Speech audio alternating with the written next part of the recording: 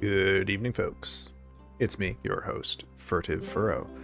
Tonight we are once more back into the breach with the Godskin Duo. Now, based on all of the wonderful progress we had last week on this fight, I do definitely believe that victory is well within my grasp. I made pretty considerable headway, especially with managing their positioning. I did a much better job most of the time getting them away from each other and isolating the noble, which is the main thing we need to do. And the revised equipment, which is to say dropping the strength talisman, picking up the dagger talisman, and swapping over to the misericord, has dropped the number of successful parries I need to execute from 7 or 8 per Godskin Noble Death down to 3 plus a hit or 2. Now, I could farm up some standard smithing stones, and that would probably allow me to upgrade the misericord 1 or 2 more levels, which would take it from 3 plus a couple hits down to 3. I might still do that, but I don't think it'll be necessary. Now, I will say the goal is to do this particular fight hitless. Oh, wow. Well, guess it wasn't in the stars for that one. But my strategy here is pretty simple. It is the strategy that Ongbal used for his level 1 Wretch fight of them, other than the fact that he used, I believe, a plus 24 club, and I'm using a plus 18 misericord. Ultimately, though, that's not me tooting my horn.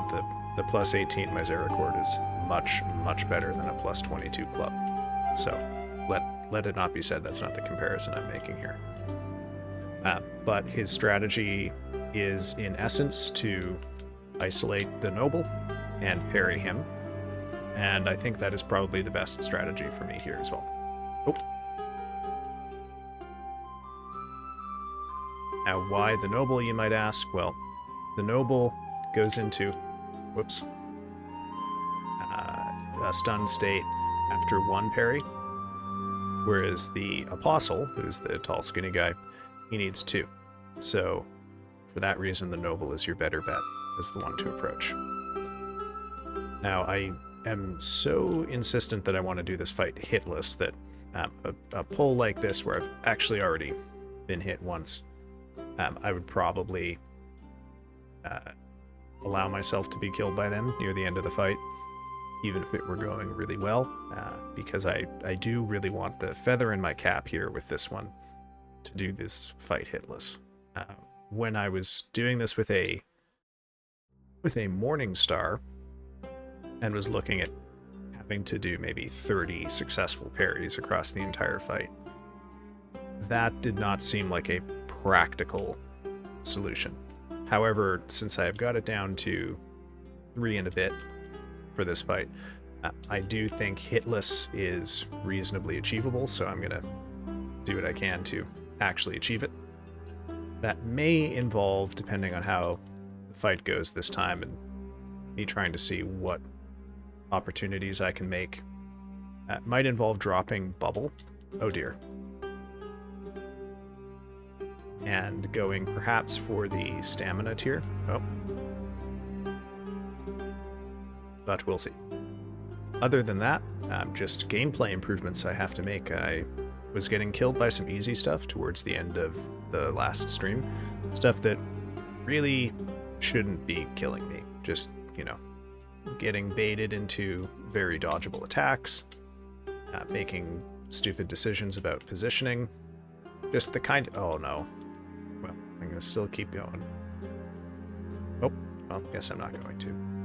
There are still some elements of this fight that I don't fully understand, which, because of that, leaves me in a position of certain things being essentially RNG. But I don't believe that is forever. And even at if that remains forever, I suppose, it's not really an issue so long as I don't have very many of them.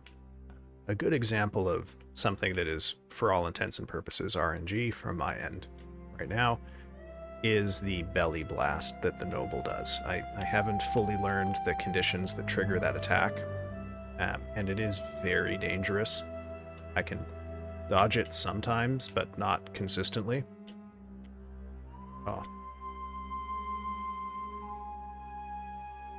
Oh. So, you know, learning how that attack is triggered and therefore what actions I need to avoid taking so that I don't trigger it and therefore don't get killed by it would certainly help some runs, but not all of them. There are a couple things that are, I think, genuinely still RNG that do affect runs. The biggest one here is how quickly the Noble transitions into a second rolling attack after the first one. If it happens right away, that's pretty much run over. But if he gives me a little bit of time, then things might go well. Hey, Hammerman, how are you doing? Okay, good opening so far. Now, if you follow this up with an overhead smash, we'll be good. Yep, there we go. Okay, this is the best opening we can get for these guys, although I am getting pincered here. Okay, he's going immediately to transition. Need to dodge. Okay. There is also the possibility, it doesn't happen very often, but very occasionally, this rolling attack can just go right over these pillars, and when that happens, I'm just gonna die. There's no... Oh my goodness, I forgot to change the screen. Okay. Oh, hammer. Oh, hammer. There we go. Oh, dear goodness me. That's embarrassing. Well. That's the third stream in a row now that I've had some sort of awful scuff affecting it. Although Well, I'm sorry. Thank you for telling me, Hammer. I'm glad someone was here to point out my terrible mistake.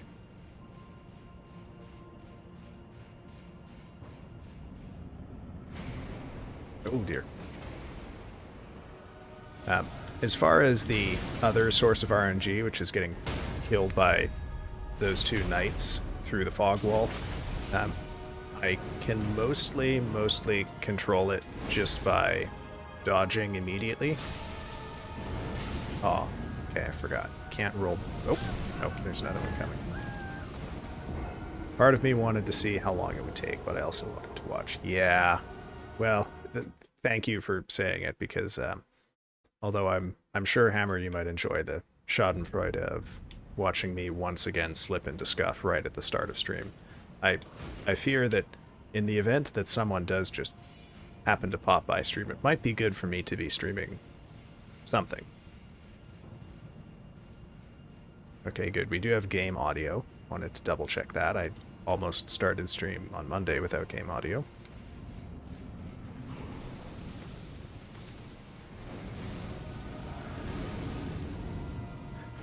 Yes, I have... Oh. I'm gonna get killed. Wow, that was an unusually short one. I have gone to the Misericord. I don't... Were you here for any of the stream on Monday, Hammer? I can't quite recall.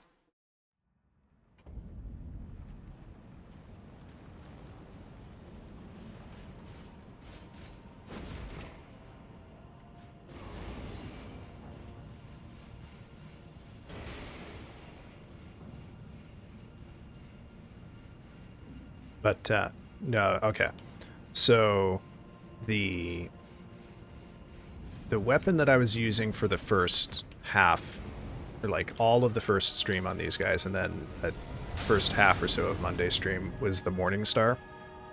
And the Morningstar is great, but it doesn't do a whole lot of damage on critical hits.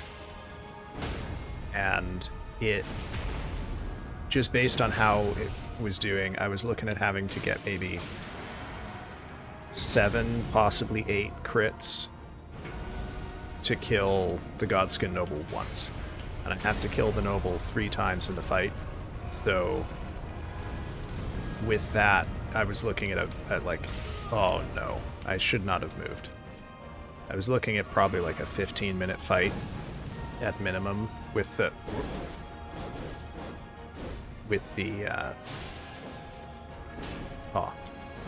parry. 15-minute fight with the Morningstar. So I went to the Misericord and I swapped talismans for one that does increased critical damage. And this will get the fight down to a more manageable length, I think. Oh. See, that belly blast.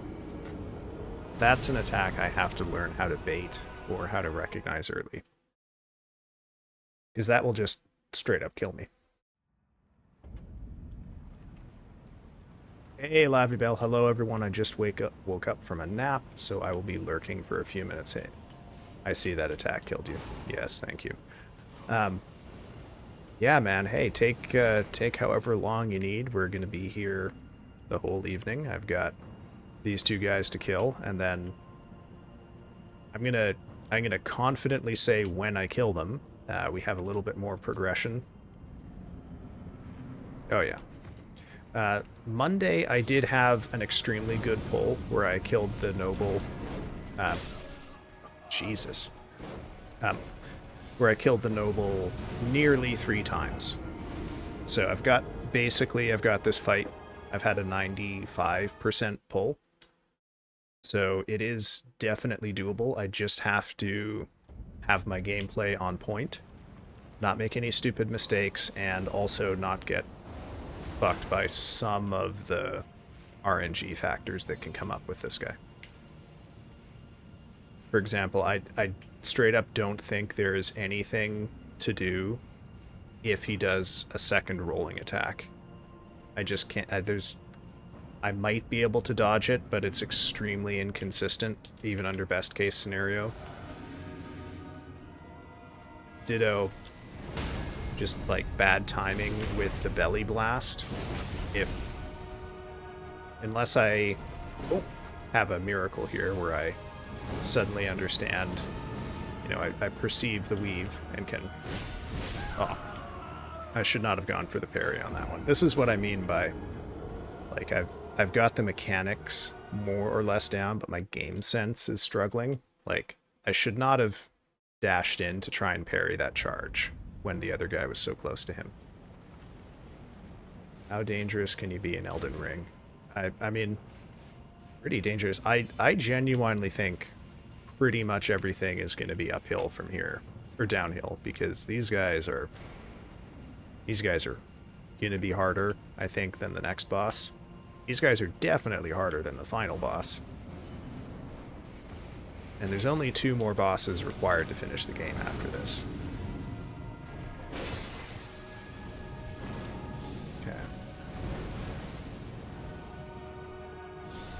I mean, yeah. AI can make things a little more difficult, like the more he just stands in his little circle of fire, see, the harder it is for me. But the Misericord and the Dagger Talisman have... Oh, I could have parried that. Oh, I could have parried that, but I whiffed the timing. Oh. I gotta shake the rust off my bones here. I promise the parry timing will get more consistent after I've had a few goes at it. That is the way of things, as it tends to be.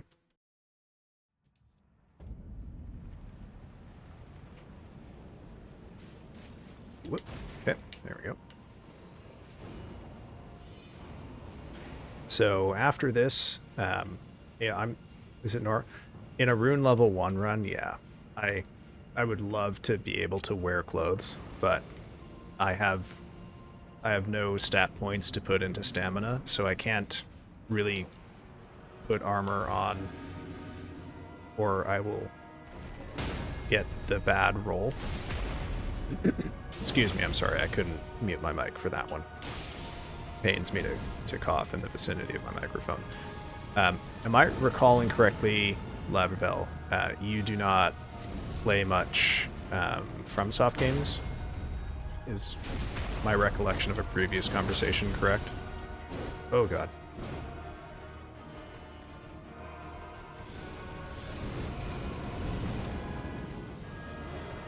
Okay. Oh. So I had in addition to the pull on Monday where I managed to get the boss down almost completely, I also had a pull where I was able to parry the noble 3 times before he did a rolling attack. So it is hypothetically possible with a Misericord to kill the noble before he has a chance to transition into phase 2. However, it does require me to play pretty aggressively because you have to, I think, come in earlier than a certain timer. It's probably like 30 seconds for it. And it's pretty rare for him to give me 3 parry opportunities within the first 30 seconds.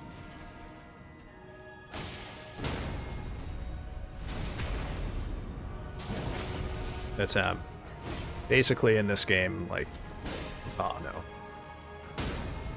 Your equipment load affects your roll. So if you have, oh, okay. The more equipment you wear, basically the slower your roll is. So if you're wearing a ton of armor, you might go into medium roll, where your roll isn't quite as long and doesn't take you as far. Oh. Yeah, I don't know if it works the same way in Bloodborne, but and then if you like super overload yourself, you get what's called the heavy roll or the fat roll, where you have, not only does the rolling animation take a really long time, but you have fewer invincibility frames, so the roll is less effective. So unfortunately, as much as I would like to have some clothes on, it's sadly not practical for this run. There is another run I have been considering doing after this, because I think, you know, finishing this run will help me build skill to do even more challenging runs. Yeah, the thing about a run is it's kind of gotta be fun to watch too, and fun to play, and I don't know where the fat roll run lands on that, but, oh, I could have parried that. Okay, no, that guy's too close. That's gonna be a thing. Lavi, I'm so sorry. I keep meaning to deal with Nightbot. I might, on the first break tonight, just kick Nightbot out of here. Oh, you got timed out? Okay. Stop spamming okay. Okay. Lavi, I'm so sorry. I am gonna deal with this as soon as this pull is over. I'm gonna have to learn how to untime people out. And then I'm gonna disable Nightbot. Attack me. Not that way. Okay. Alright, I died. Alright, give me a sec here, guys. Sorry.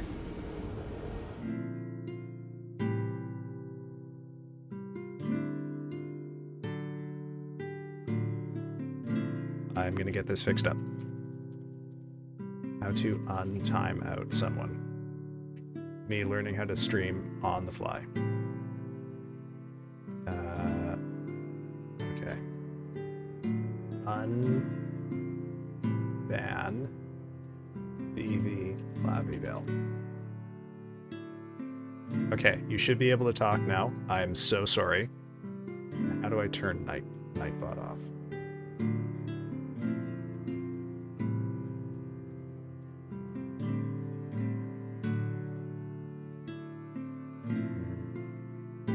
You're free? Yes. Okay. How do I get this thing to stop? Can I just unmod it? Is that be enough?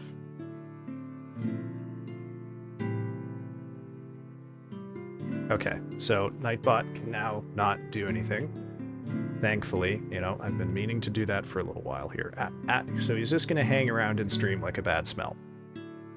And then after this, after this stream, I will fix it. Hey, you know what that makes you, VV Lavibel? You are Twitch's least wanted criminal. Congratulations. You've achieved a rare and distinguished title. Oh.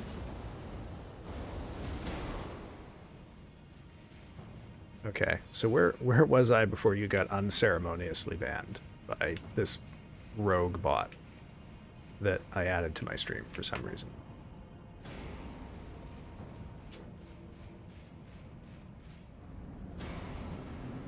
Ugh.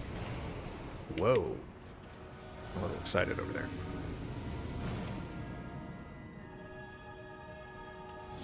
Oh, come on.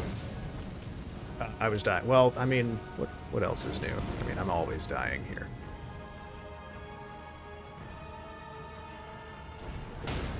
Nightbot is complaining again, but Nightbot has no power, so all it can do is be mad at you. That's fun. Oh, I love that. Okay, well, I guess we'll just have to deal with that until I remove it from stream after this one. Oh.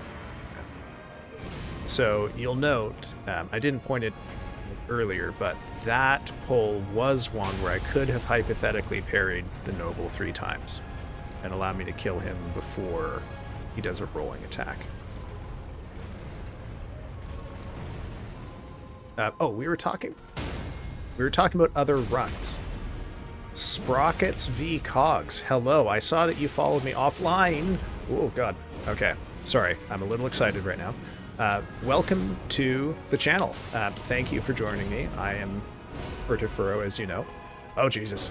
Oh, God. Okay, nope. Okay, I'm going to lock in for 10 seconds here. Okay. Hi, Sprockets. It's good to meet you. And if you should happen to know how to get out of a painting, I'm very interested in speaking with you further. Okay, big boy, yeah. First of 3. I have to kill him 3.25 times. What I would really like is for this guy 1 more. Yeah, well, 1 at a time, right? Okay, big boy. There we go. Yapping like he ain't dying. Okay. You're not wrong, but also how dare you. I get up here and get killed for your enjoyment every night. Okay. Provided those nights are Monday, Wednesday, and Friday. Oh, Jesus. Yes, that is the great thing about this fight is the second spawns, I have a bad feeling about this.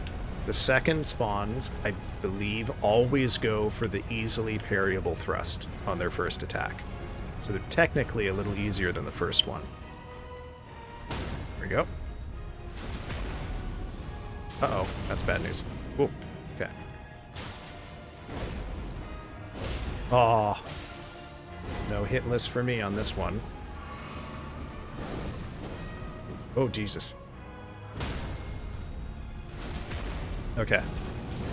Yeah, I'm absolutely going to spawn camp these guys. They are... Oh, no. I've never seen him do that. Oh, that's a shame. Okay. Well, you know, hey. It's fine. We got this. We got this.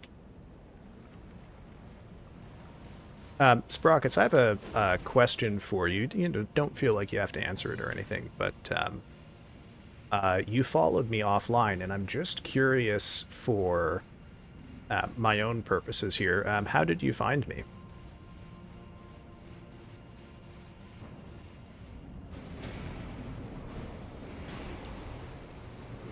You're coming. You got revenge in your mind, huh? Okay. Yeah, that was a pretty good one. Oh, that wasn't good, though. I made a classic mistake there. I charged in when the Apostle was right behind the Noble. And then you can't see what he's doing. I think I ran across you on Reddit. Oh, wow, the Reddit posts actually did something. Holy shit. Well, thank you for letting me know, man. I have to admit, I I know my Reddit posts have not been up to snuff. I got to do a little better job of marketing myself, so I'm glad to see that at least one of them got something done. Well, welcome in. We have not yet achieved the fully unhinged yapping section yet. That will come when I am deliriously tired, but we're on our way. I hope you like watching me die, because Lord knows there's going to be a lot of that. Yeah. Okay. Nope. Nope. Can't approach. Okay. Good. Get away from the thing. Nope. Bad. So, okay. Let me... Oh, bad. Got a little too distracted there, thinking. Okay. So, basically, in order to... Oh my god, you're blonde? I thought you were bald? No, I have... Who? Who are we talking? Oh, me. Yeah, I am... This character is supposed to look kind of like blonde Solid Snake. Yeah. Blonde beard, all that.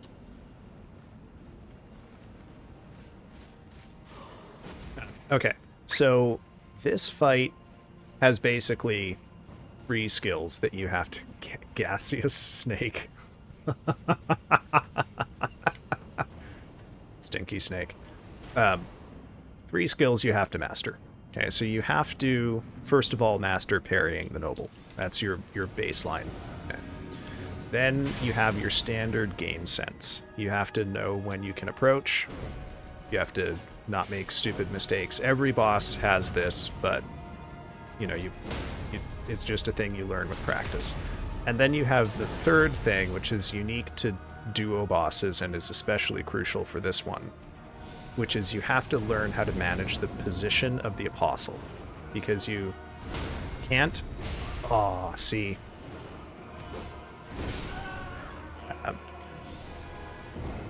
Because you have to play so aggressively with the parries on the noble, you need to use the pillars and the geometry of the room to try to separate them. So one of the things that I did really well on the pull on Monday, where I almost beat them, was I did not take any risks with approaching the noble, and I got lucky in that the noble gave me good patterns. Yeah, so the big thrust is actually really easy to parry. The problem is I just haven't been doing a good job of getting him separated from the apostle, so I haven't been giving myself the opportunities. Yep. Also parryable, but much riskier, is the triple thrust in phase 2. Okay, so here's me trying to separate them, except the apostle is running at me. Here. Okay, good. Now, phase transition, so we're gonna sprint out of here. Yeah, okay, that one came early. That's fine. Ideally, you want to phase transition him at either end of the room, so you can give yourself the most amount of space. Transitioning him in the middle of the room is not ideal, because it is possible the apostle will chase you around the pillar, and then that's just a dead run. One of them's going to kill you in that situation. Oh.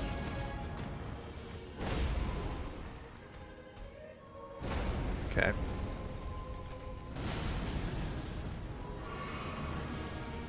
It's not... I'm going to keep going, but... Oh. Damn. Okay. Other positioning rules I try to follow, and you just watched me break one of them there, is try not to fight them in the space between the pillars and the walls.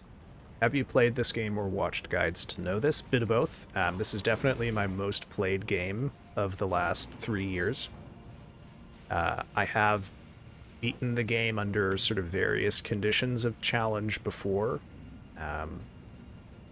I generally don't like to use cheesy stuff to beat the bosses, so I always have to learn them, and that helps. But with bosses like these, for example, I watched quite a few videos of people beating them at rune level 1 to get a sense for how they behave and what strategies work.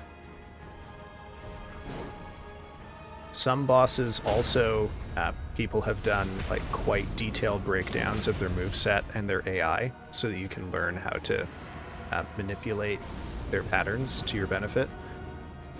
A good example of a boss that has that kind of thing is the final boss of the DLC.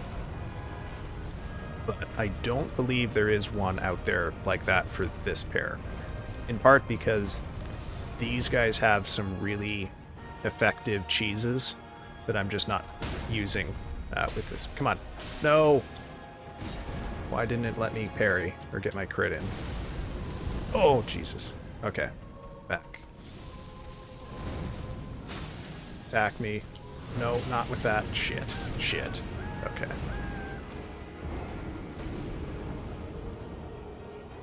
Yeah, so, you know, my some of my rules here are just formed out of the accumulation of experience.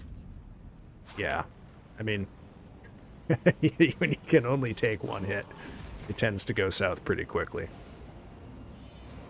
I do really, really want to get these guys hitless, though. I did some of the most difficult bosses hitless. Star Scourge Radahn was hitless. Morgott was hitless. Moog was hitless, I think. I didn't do Rykard hitless, I don't think. I got tagged with a bit of fire, but it didn't kill me. But these ones, I definitely want that little trophy. Okay.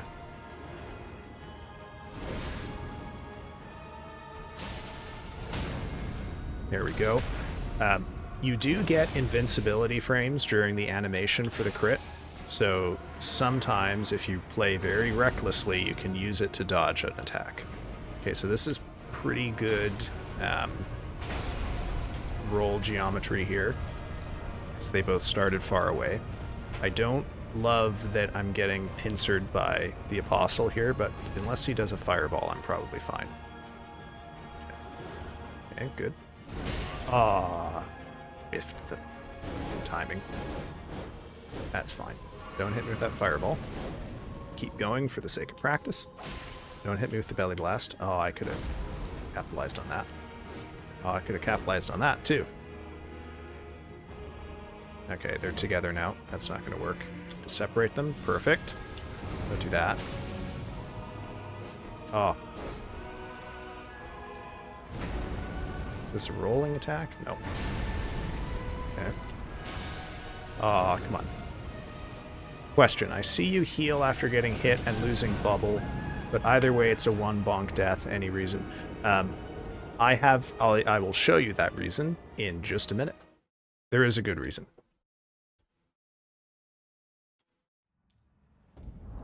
Okay, whoops. Let's go to equipment.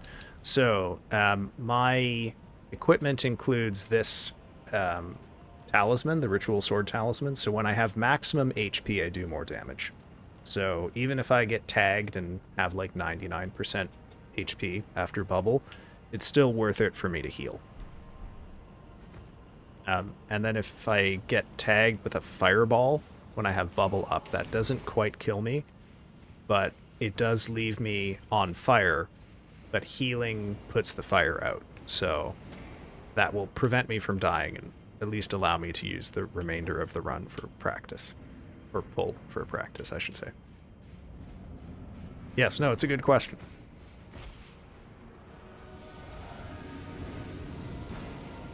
What I would really like to know is how I can, like, yeah, I would need one of the deep divers who really know the AI to explore this, but there's got to be a way for me to manipulate his AI so he always gives me the really good opening with the thrust and then overhead. Oh shit.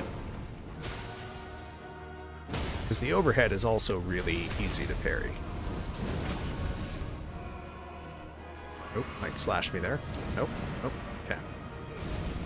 It's good Apostle positioning for this though. Really far back, behind him, other side of the room. But yeah, figuring out the,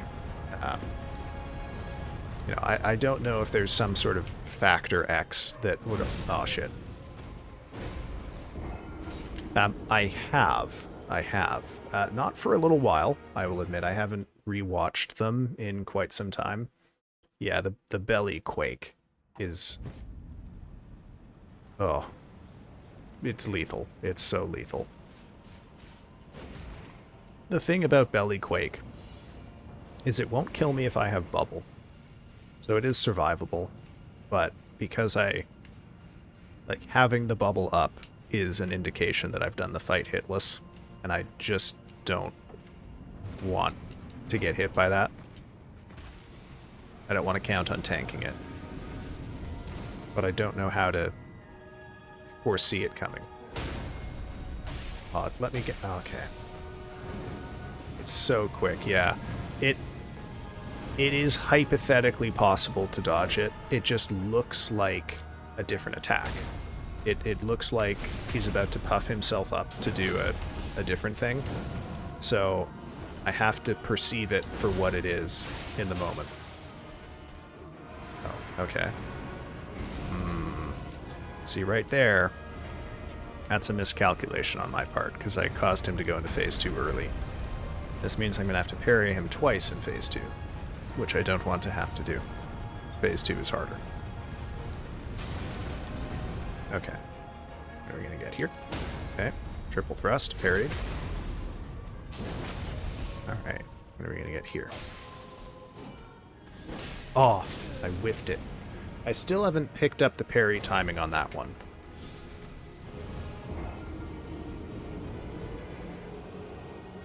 It is parryable. The first hit is parryable too. I just haven't... you know, usually I back off with that one because it's a little harder too.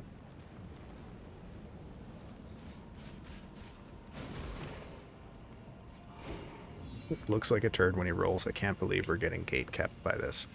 It is definitely one of the sillier looking bosses, that's for sure. I mean, you weren't here for the... So, I started streaming on Christmas Day. And so my streams on the 25th, the 27th, and the 29th were all the Fire Giant. And that was another, you know, just a struggle against a giant pair of hairy feet. Oh, okay. Oh, watch out. Okay. Oh, I whiffed the timing on that. Too early. Ooh. Okay. Oh. Really? You found the Fire Giant ones fun to watch. I was legitimately worried I'd picked the wrong fight to start that off with, because, you know, with the Fire Giant, you can't see most of the fight. It's like you're just watching a huge pair of feet stomp all over the ground. And like there's an element of the gameplay that I get to participate in because I'm using like sound cues and whatnot to know which, you know, how I need to dodge the feet. But I don't know if that really lands for people watching. I don't think you can parry that backhand, which is unfortunate. Come on, do something I can parry. There we go. I would love it if you could... Aw, what a waste. If you could parry that backhand, but I don't think you can. We got another early phase 2, which is a shame. Let's go over here. Oh, okay, well. And then there's that, right? I have absolutely no idea how to play around that.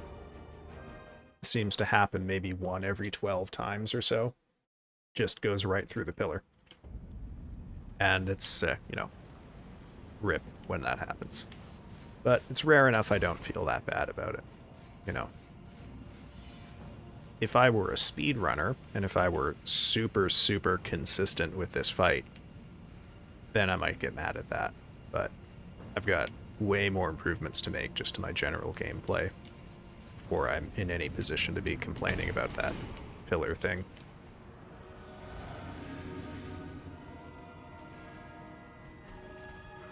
Okay. Not the best opening, because I don't think he will do a smash after this one, but let's see.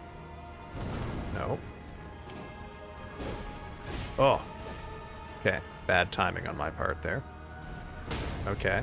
So we're gonna get two crits for phase 2. Ooh. Oh, I almost got the 3rd crit. I got greedy, and I whiffed the timing. Okay. Fossil is a little close, and he's hanging out behind him. I did have a pull Monday where he hid back there and then threw a fireball at me. That was unfortunate. Nope.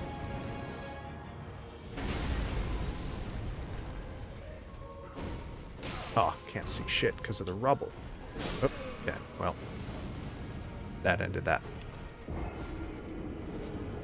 Yeah, so what do we got? What do we have to do after this? Okay.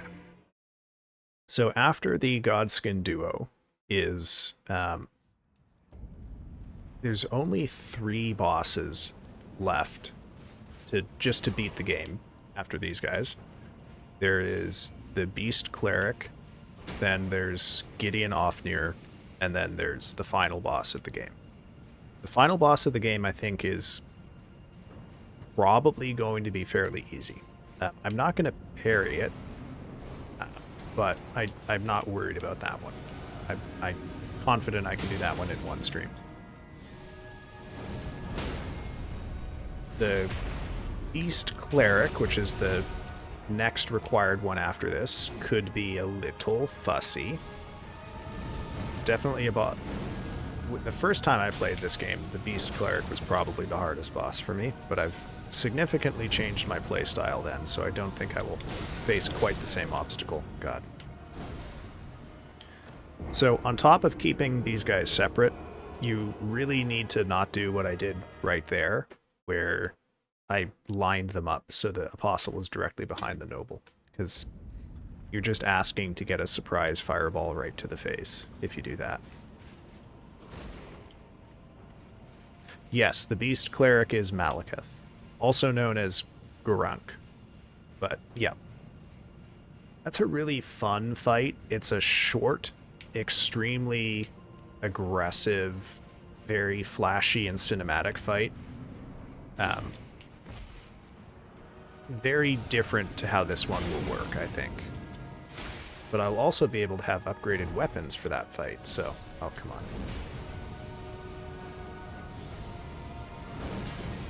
Separate. Separate, you two.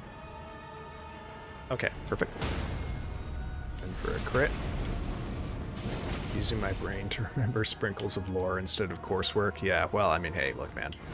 I can tell you which one is more important. It's the lore, of course. I mean, anyone can learn immunology.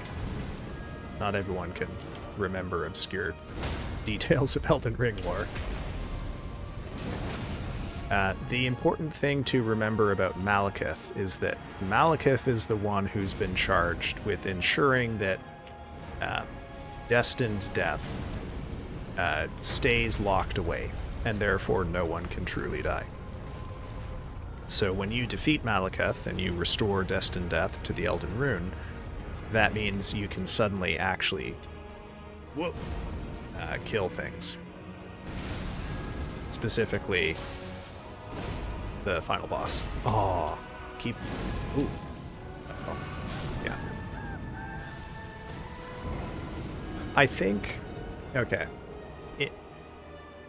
I think it would mean that, you know, in the lore, if we did actually die after we fought at Malekith and released Destined Death, then yes.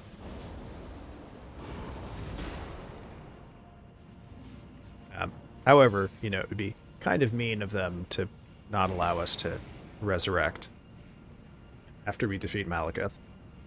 So I don't think...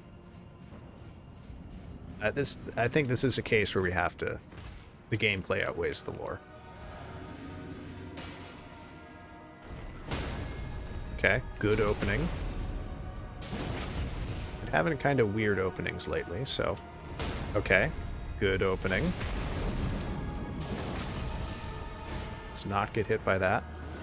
Oh, that could have been a... Oh, no. I got two. I shouldn't have gone for that second hit. Shouldn't have gone for the second hit. Whoop. Okay. Guess he could have ended my pain just by skipping the pillar there. I really, really want to show you guys how satisfying it is to get a 3 parry phase 1. Oh.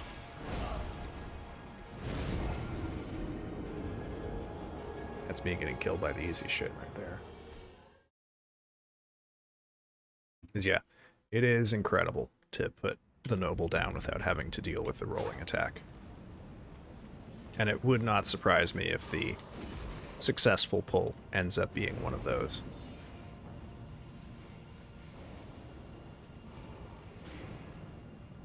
Again, you yap before you die. Well, I can't not yap. I mean, that's it's gonna be a hyper aggressive. Okay, so I would love to be. That is my normal. Oops, forgot to flask. That is my normal strategy, but being too aggressive leaves me too open to the other guy.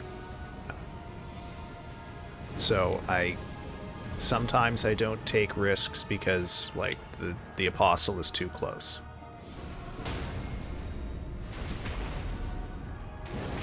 Could he even do that? Do what? Sorry. Yeah, see, that is a parryable attack, but if I'd gone in for the parry, I probably would have gotten killed by the apostle. Okay, here we go. Oh my god, I parried him while I had the apostle targeted. That, I've never done that before. That's incredible. A run here. Maybe he'll get stuck on that one. Nope. Okay. Sorry, I've legitimately never parried an attack while I'm targeting a different creature. I didn't even know that was possible. Oh. I mean, I could absolutely play way more aggressive with him if I were fighting him alone. Oh.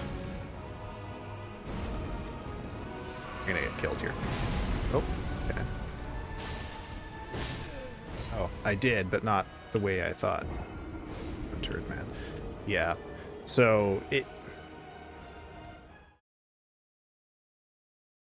yeah, I mean, they're a good combo because the big boy blocks the apostle, and the apostle has a lot of attacks with high range because he's got the nice long weapon, and he can throw fireballs. So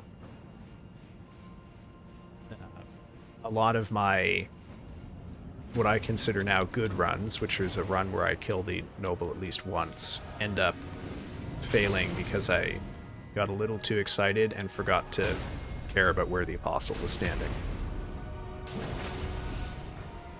Cool. See. But the runs that, I don't, a run like that doesn't annoy me, even though I got hit really early. Just, I had an opportunity to get some good practice in, and there was a pretty clear reason why that failed, right? Oh shit. Oh shit. This could get bad. Fingers crossed. Okay, it worked out. No, it didn't. It worked out. The runs I don't like are the ones that, like, stall out because the noble keeps standing there spamming fireballs at me from within his protective circle of fire. Dare I? No. Okay. Okay, there we go. So let's lead you back here. Come on, brother. Oh, you're gonna do that. Come on. Come on. Come on. Why? Why would you dodge there? I'm not attacking you. Come on. Okay, he's probably gonna summon soon. No, why would you dodge closer to the back? Okay.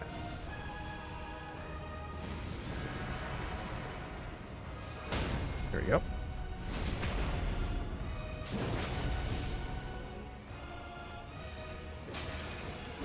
Oh, oh.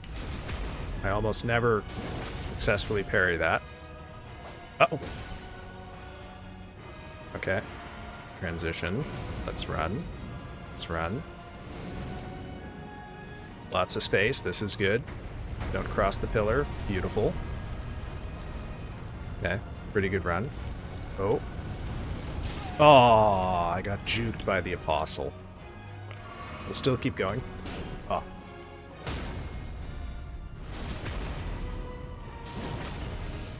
I gotta heal, so I gotta sprint away here. Oh, this is another roly-poly. Oh. Well, okay. Alright. First bit of that was pretty good. First bit was pretty good, I think.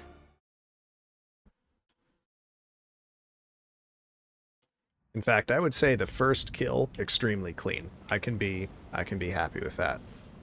Got a little iffy on one of them. But, oh, hey, man. Thanks for... I'm glad someone's heart rate is going up. I have thought about putting a heart rate monitor on, but I think that would not produce the results people expect, because my heart rate did not change that entire fight, unfortunately. Oh, no. Can't go in after that one because of the fucking fireball. Okay. No, not another fireball. Stop it. Okay, come on. No! Oh, this is the worst opening I've ever seen. What is going on? Why are you doing this to me? Okay. Separated at last. Can't even capitalize on it. Okay. Okay. Can I go? Oh, Jesus. Go. Okay. Nope. I got locked onto the wrong one. Alright. We're gonna forget that entire pull ever happened. Right? That, yeah, don't keep Hammer's heart rate up and defeat them. Yeah, yeah. Yeah, that should be it. I should get the viewers to wear heart rate monitors. Grab that data, and then my job is to keep that number as high as possible.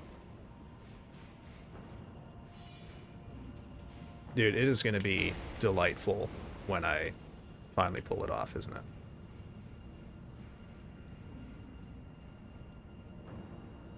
I promise it'll be worth it, Hammer. I will say part of it is that they hold off on the good music.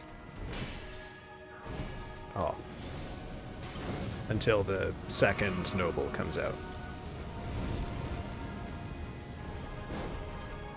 There you go.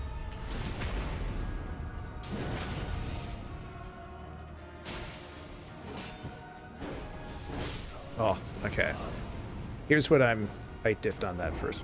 Yeah, that's... Okay, so this is the reason I don't usually go in to counter the swing into thrust, because if I misjudge the height difference, the first hit, like, isn't parryable because the hitboxes don't cross over me. Moog has an attack like that too, but you fight Moog in a flat arena, so you can very consistently manage the space, so the attack just goes right over your head. But with that guy, there's all sorts of little ways for him to be standing like an inch higher than you. This is all the stuff you gotta keep in mind for a fight like this. I will say, you know, I really like this game. I really appreciate their willingness to just make difficult fights and not nerf them, even though they have nerfed this fight a little bit from release. The duo fights in this game are consistently pretty bad. There is a pretty clarifying YouTube video about this that I will try to track down. But essentially the problem is that in previous... Oh, are you fucking serious? In previous Souls games, the way they did duo fights is the enemies were clearly, like, designed to be fought together. Hey, Rio, man, how's it going?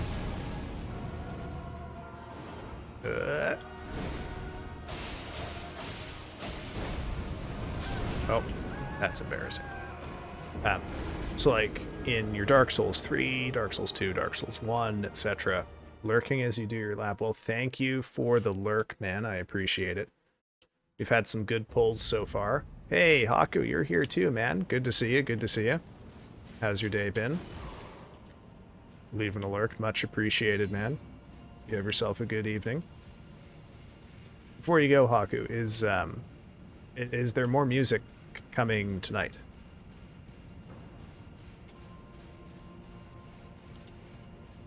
Oh, oh, don't kill me in the fog wall. There we go. Okay. All right. Give me a good opening. Yes. Thank you for a good opening.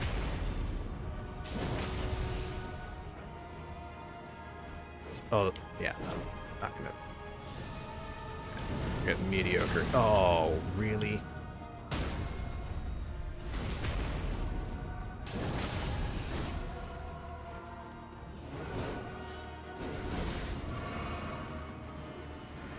Okay, let's run over here. Actually, let's go here. Okay. So, oh, this is awkward. I could get pincered here.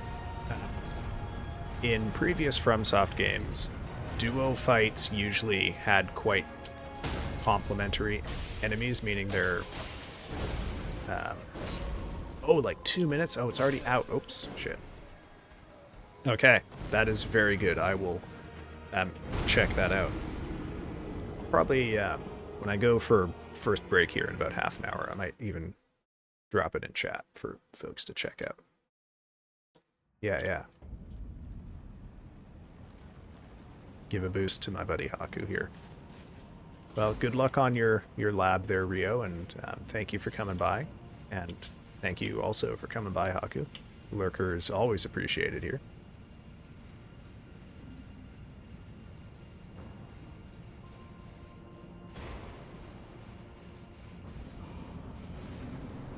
Yeah, aren't they?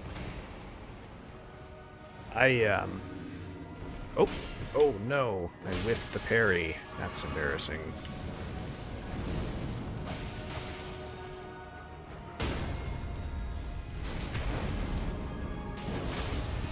Last term I was playing some of his songs during tutorials when I had students working on writing activities. They quite liked it.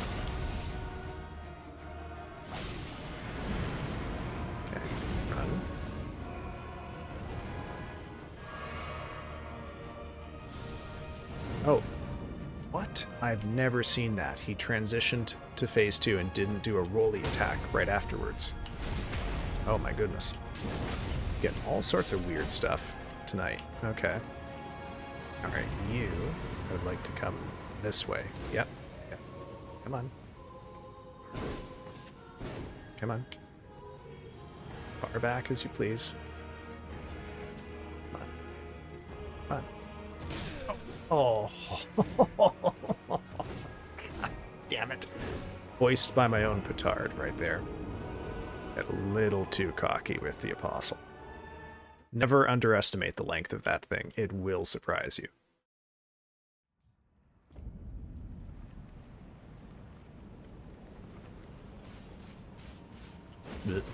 Alright. Okay, yeah, so duo fights.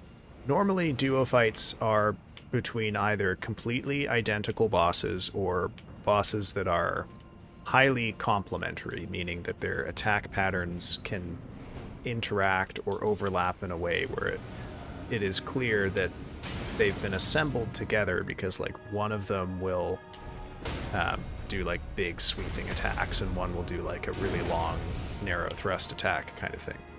Okay, I can't capitalize on that because he's too close. Nope. Oh. Oh. Okay. Split them up. Go around the pillar. Go around the pillar. Perfect. Okay.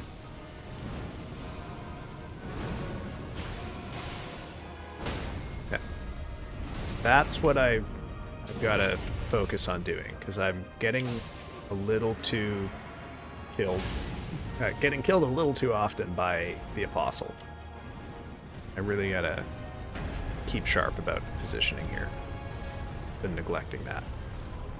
Where is the Apostle?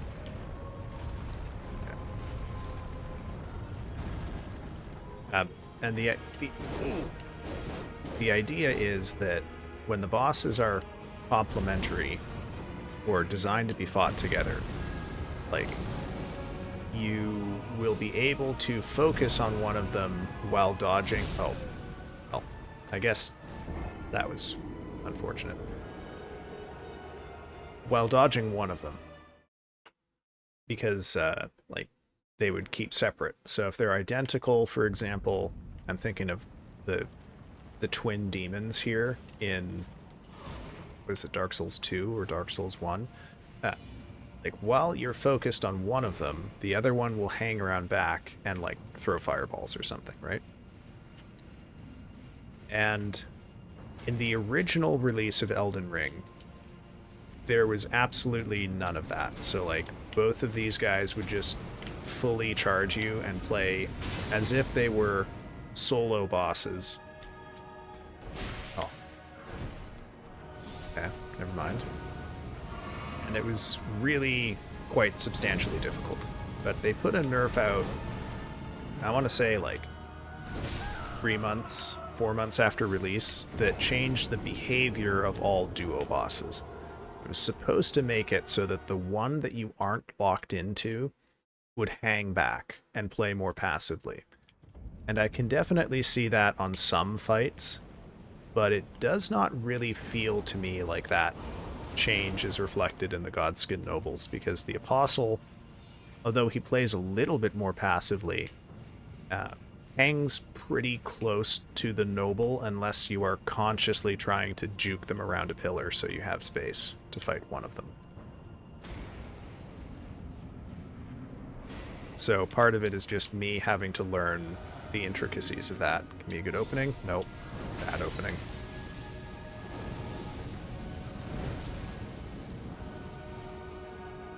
Give me a good. There we go. Okay. So like that, for example, is not the Noble. Okay. Okay. I know the yapping does make me worse at this. Yeah. Unfortunately, like, the problem is that they really haven't designed these bosses at the end of the day to be fought together. They were designed to be fought separately, and then they've just been smushed together. So changing the AI can only help them so much. And at the end of the day, it's still not, like, a great boss fight. Like, I still have fun fighting the Godskin Duo because parrying is a very satisfying way to fight these guys, and I like the dance. Rykard is a fight I actively loathe. Really? Okay.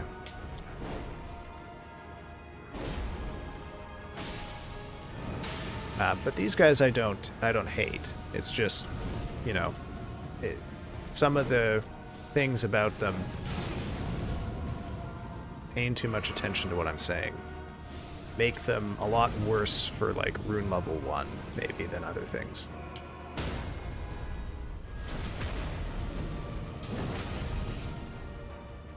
Like, I don't mind them so much at rune level 150, for example, which is the usual level that I go for a fight like this. But Rykard sucks at any rune level. Like, Rykard sucks at 150 as much as he sucks at 1, to be honest.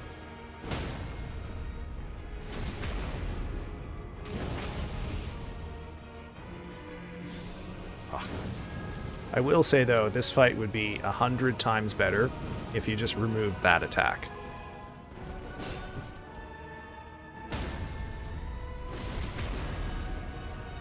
Because then he wouldn't be able to turtle. And that would dramatically speed up the pace of the fight, which I would appreciate.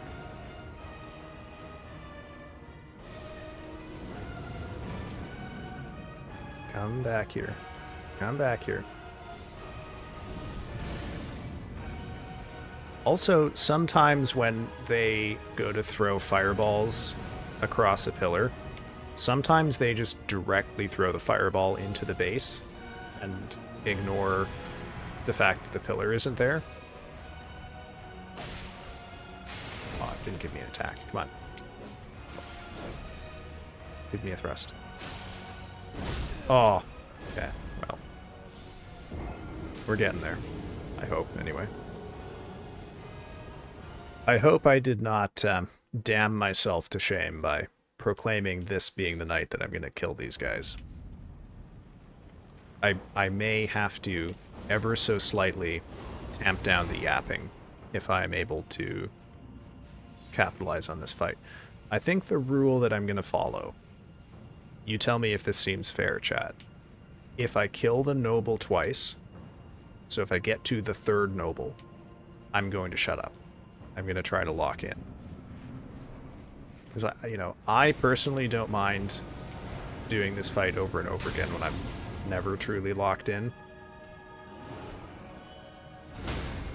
But why isn't it letting me finish my crits there? Okay. Stop fireballing. Okay. Do an attack. Come on. Not you. See, now they're back together again. Okay. Can you... Who's come around?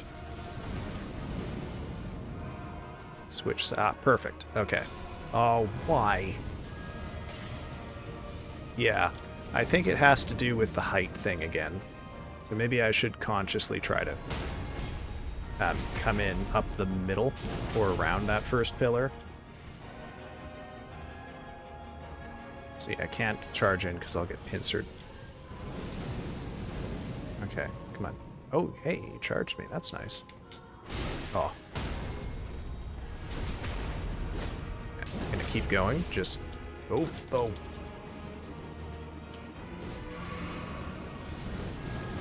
Oh, damn.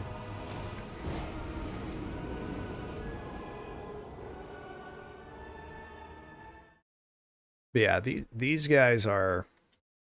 Because they are the first unavoidable duo boss fight in the game, and because they are, I think, substantially more difficult than all but one of the other duo boss fights, these guys have a reputation for being where some people stop playing the game, because it's just it is a huge wall. Hey. How dare you? Okay.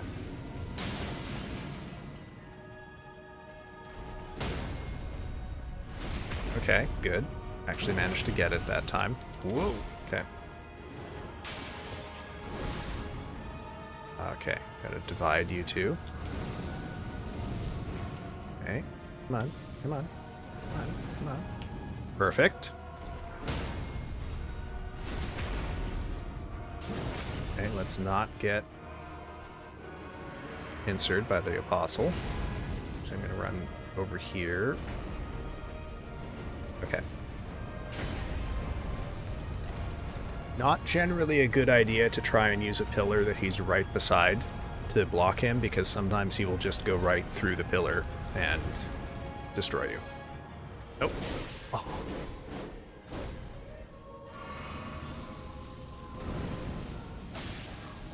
Oh, okay. Well.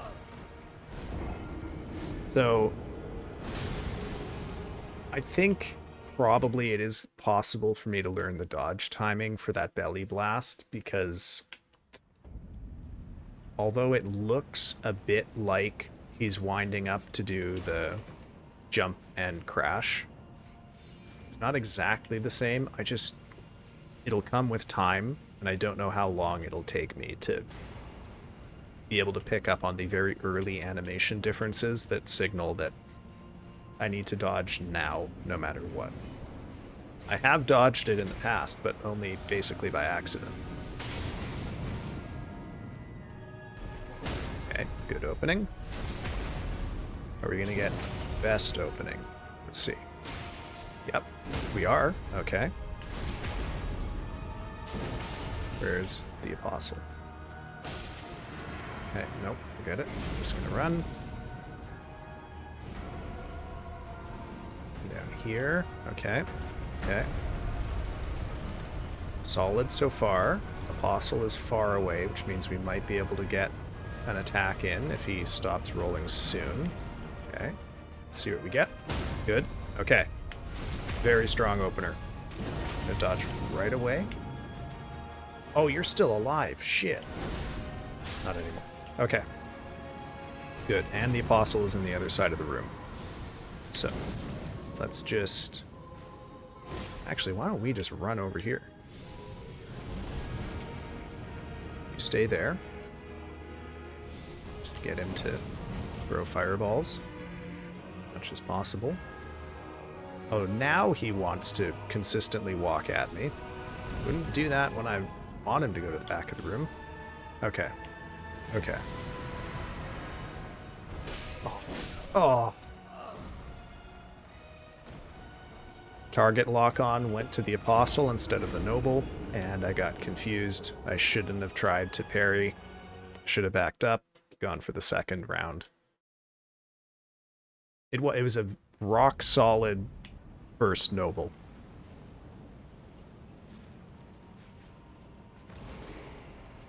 Rock solid. But, hey, we got all the time in the world. No one's in any rush here. We can take care of this. Even if I have to eat some crow because I talked a big game about killing the Godskin Duo tonight. Worst case scenario, yeah, rock solid snake. Good pattern. Nope. Oh, I didn't even fucking parry that.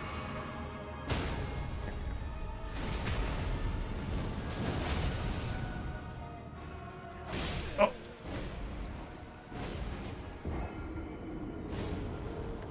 It was for a friend. I didn't know I sent it. Alright, I believe you, Lavibel. I believe you.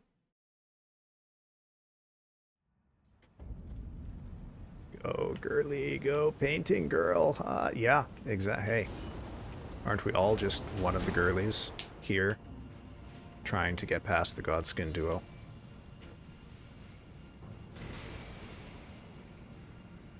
Fortunately, I have not had any dire Freudian slips that would have been a little embarrassing.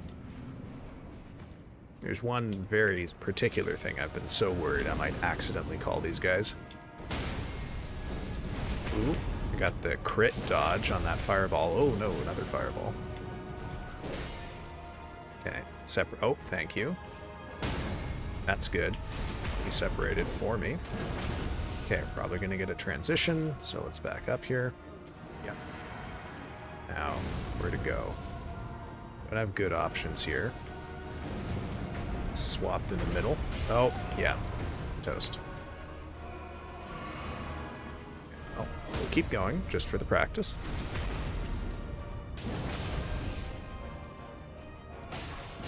Oh, well, he's gonna kill me with that instead. Go flaccid snake. Yeah, guys, I'm sorry. I have no idea how to predict when he's gonna roll right through the pillars. I can't see any pattern to it. It's more common if he's right beside the pillar when he starts, so the only working theory I have is that the roll is faster in the first couple seconds, and that difference in speed is all he needs to get up over the edge of a pillar. But I'm not satisfied by that explanation. Ah. Well, you know, one of these days I'm gonna take my own advice about not trying to parry that swing. Because, you know, 9 times out of 10 when I try, it just results in me getting owned. Praying so hard. Hey, I appreciate it, guys. I appreciate it. I promise I'm eventually going to kill these two. I really believe it can happen tonight. I really do.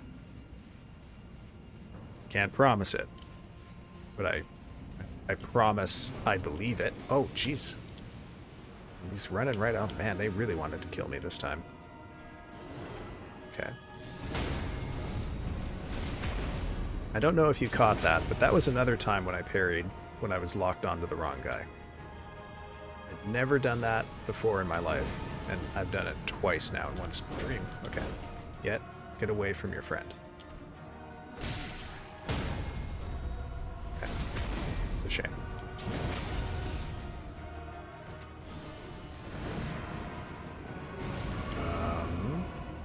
Okay, well, this is bad. Don't like how excited the Apostle was to throw a fireball right at the phase transition there. Makes me kind of worried it's going to happen again. Okay, good. Oh, no crit. Oh, belly blast.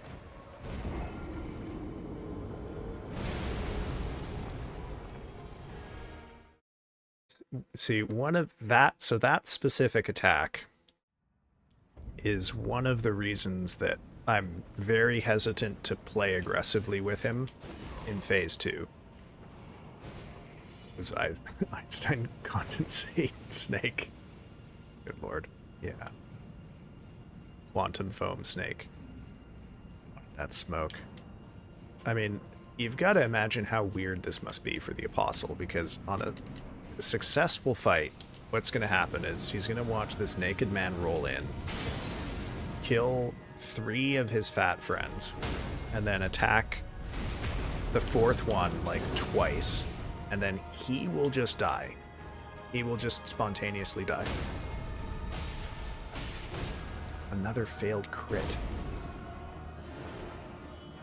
Whoop. Yeah. Oh. Here's the Apostle. Okay. An early transition. Okay. Gonna run. Oh. Well, okay. I do know that it seems to be more common, him crossing right over the pillars. It seems to be more common at these 2 that are at the opposite end. Yeah, well, I guess it is a matter of interpretation. Is he summoning a new noble, or is he, like, resurrecting the noble that has died? I guess it, you know, there's... Maybe it's a little more, like... If you interpret it as him resurrecting the dead noble, maybe the magic that is sustaining them just wears out eventually after they take enough damage. But... You know, if after the 3rd time I've killed the noble, you've got to imagine the Apostle is, like, wondering why he's paired up with this guy.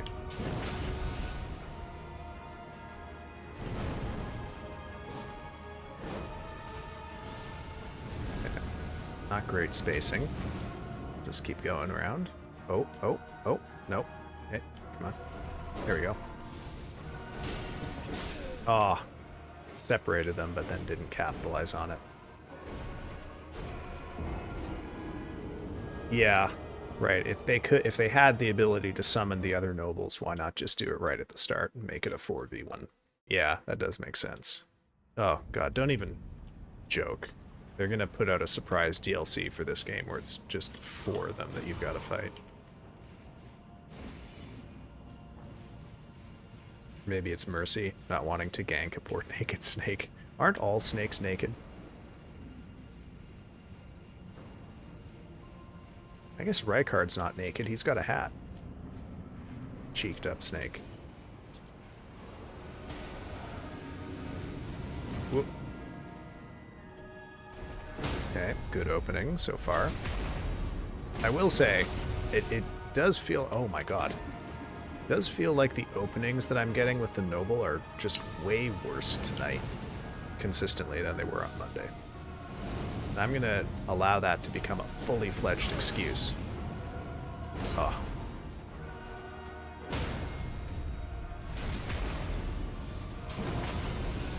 Cake snake.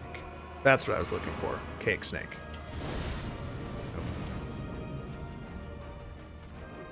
Oh. Okay. Back up here. Yeah, I would like to see that Metal Gear Solid boss. Cake Snake.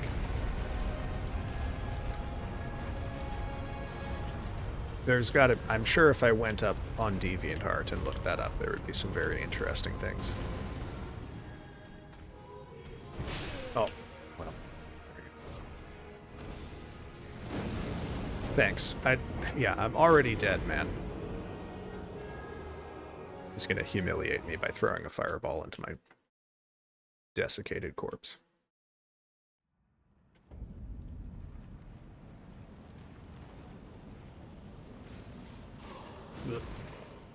I will say I do really like their theme music too, so I don't feel too terribly bad about fighting them.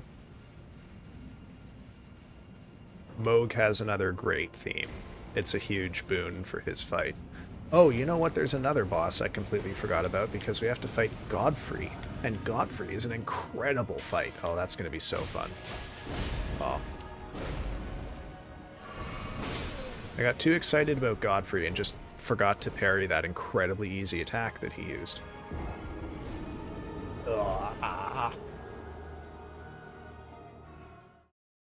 Squatter Snake. The DLC is just all of the bosses at your spawn camp. Yeah. Well, okay. So here's the... So here's my long-term game plan, okay? Lock in, Girthy. We need to get out of this. Brother, I know we need to get out of this. I promise I'm trying. Long-term game plan is I am going to finish this run for the base game, which is just beat the game at rune level 1. And then I want to play a different FromSoft game for a little while. I think I will probably play Dark Souls 2, because I have not played Dark Souls 2, and I think that would be fun. Oh. And then at some point I want to come back, and I want to do the DLC. Because I think doing the DLC at rune level 1 will be a nice sort of capstone. Also, I would do the DLC at rune level 1 with no blessings, which would make it truly quite a difficult achievement. Damn it.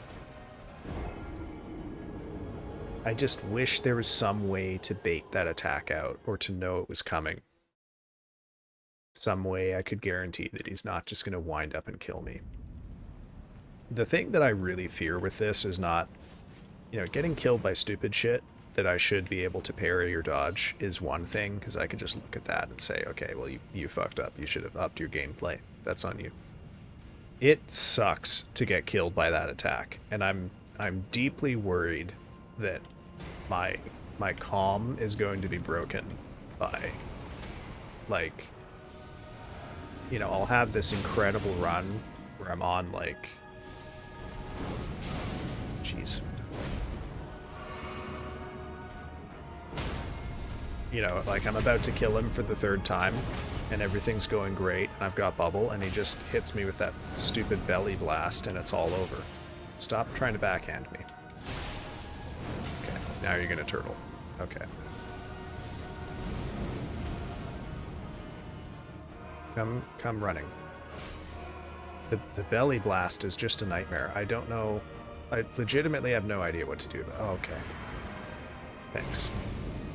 Okay, this is too close, so I think he might go right over the pillar.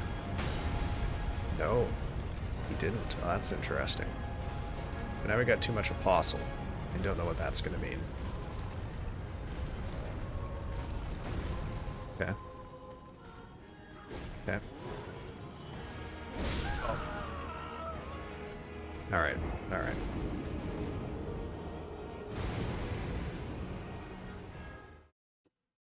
I legitimately don't know if I'd be any better at this fight if I tried locking in.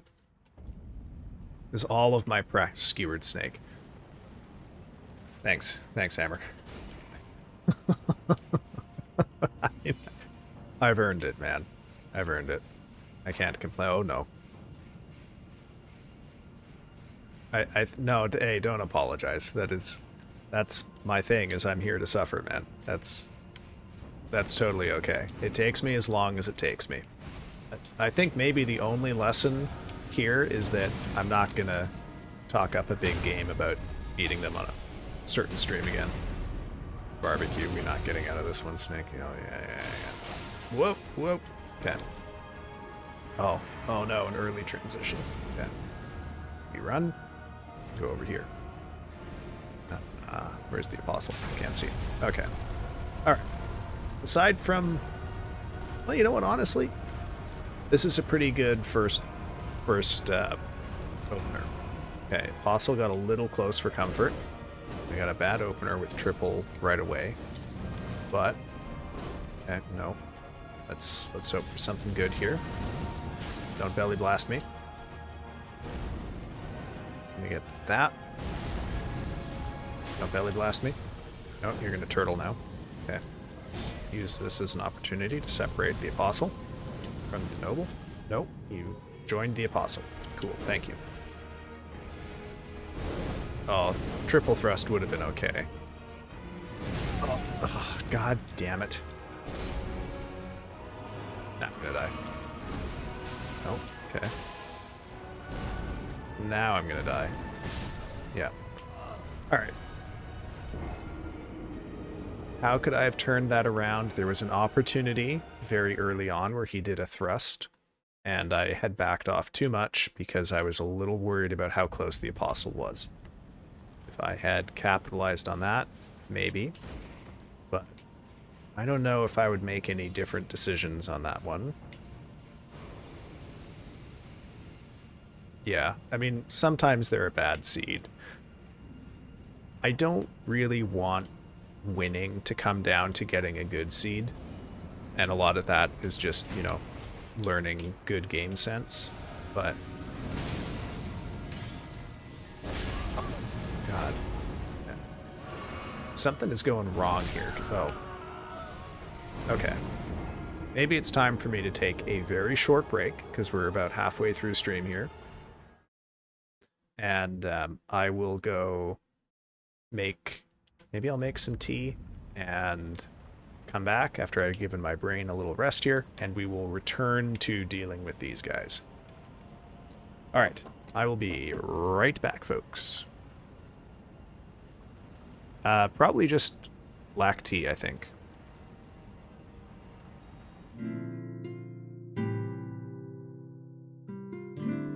Only be gone about 5 minutes. Not long.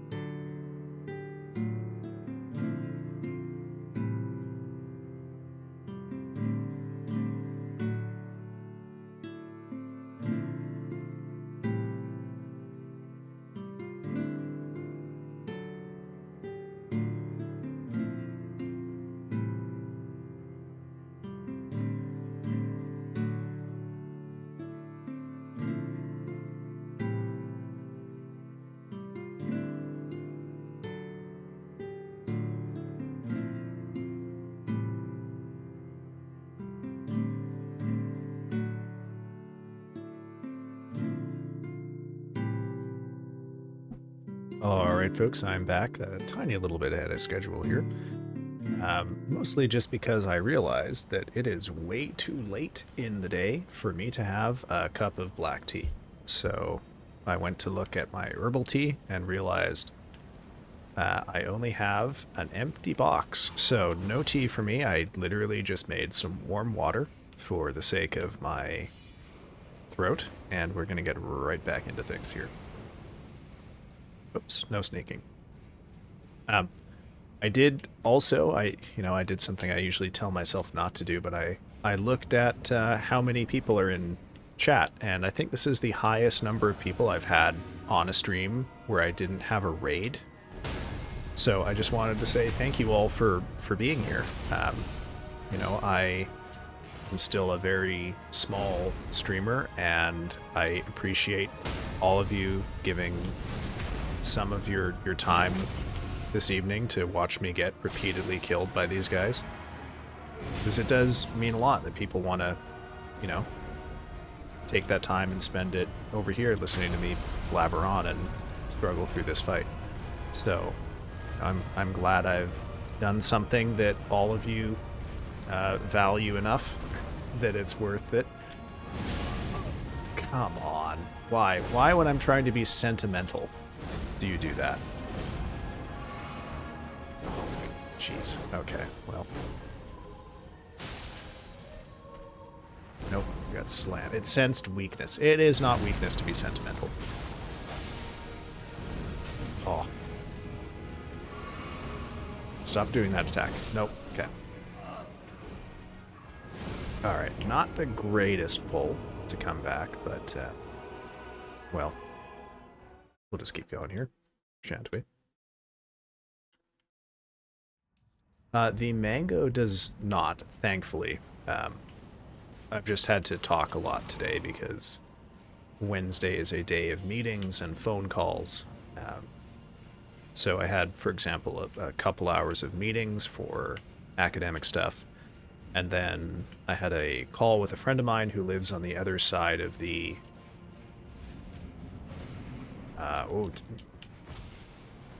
VV Lavibel, all of the robots don't like you. What is going on here, man? You've actually triggered the auto mod, which has never happened before. It called you out for aggression. Okay, I need these two to split up. Perfect. Here we go.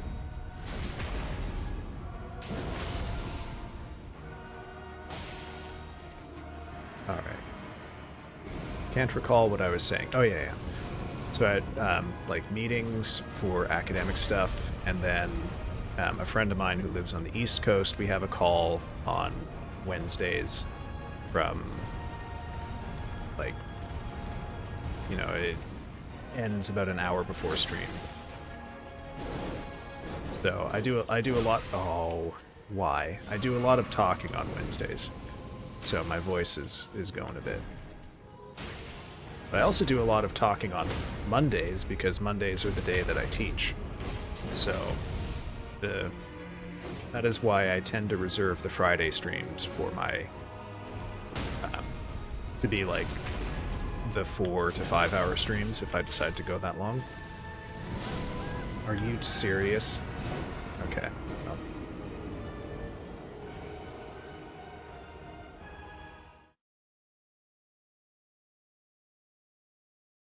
I will allow that, because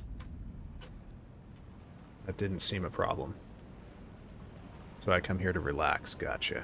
Gotcha. So it'd be a bad day to have it be like my horror movies, or horror game streams, huh? Traditionally, it's Elden Ring Monday, Wednesday, and a spooky game on Fridays.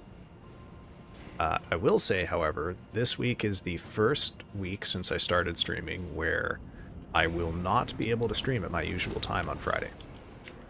So I'm still trying to decide whether it's better to stream in the morning on Friday or stream on Saturday instead. I don't traditionally stream on Saturday. I just don't usually stream on weekends at all because I wanted to leave that time open.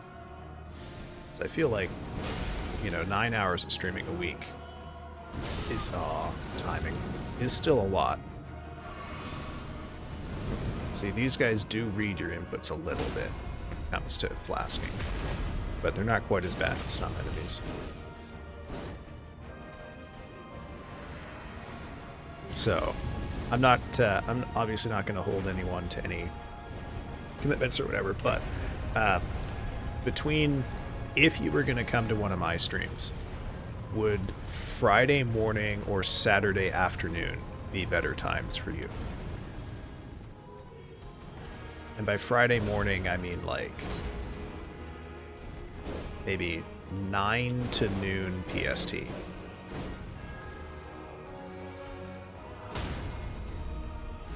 Saturday afternoon would probably be like, I don't know, noon to whenever. Oh, shit.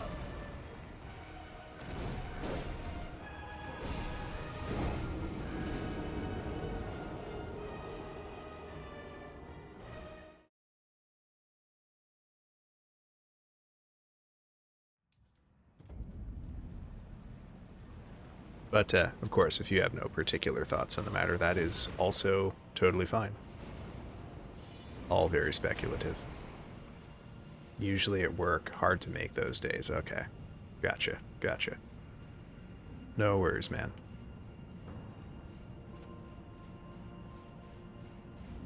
I wanted to try, just for the sake of like habit building and having a schedule, I knew I wanted to spend basically all of January on the Monday, Wednesday, Friday, 7 to 10 schedule. It's not the only schedule I could do, but what kind? Well, I still have to finish Carrion, and then I have another game called Decarnation, which I wanted to play, which is another like pixel graphics body horror game. Now, note, that was a noble kill without a phase 2. So I think if I had like a horror stream on Saturday this week, it would be probably finish Carrion and then start Decarnation. I have Doom 2016. I'm gonna level with you, Hammer. I am so bad at shooters, you would not believe it.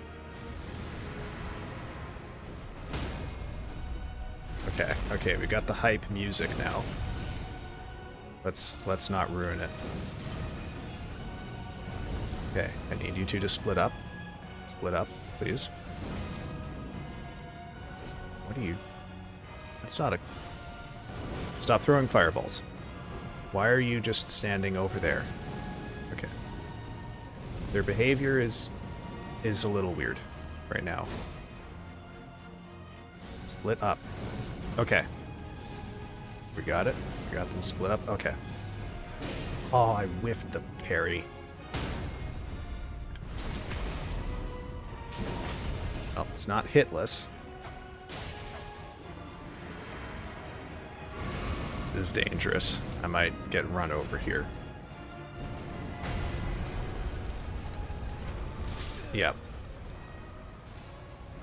Do a shooter to appease us. Okay. You know what game I do have is Dusk. Dusk is I guess like a Doom look-alike kind of thing. I would be happy to do that. I have a couple shooters on my wish list that I am looking forward to playing when they release. One is called Hyper Demon. I cannot remember what the other one is called. I do also have Dishonored, which I guess I could play. I don't really like it, but I could play it. Yeah, I could do Doom 2016, or the original Dooms, which I've never played.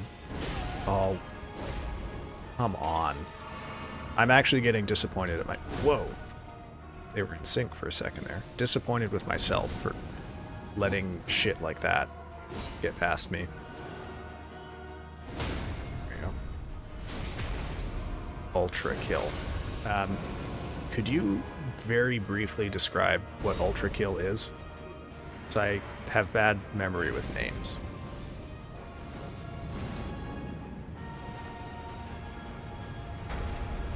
I know Rio actually tipped me off to a game that's right up my alley. It was called something like Demon Squad. Creep Squad or something. So there are some shooters on my list, is what I'm getting at. I just dodged it. Did you see that? Whoa, and then I hit the crit iframes. Holy shit.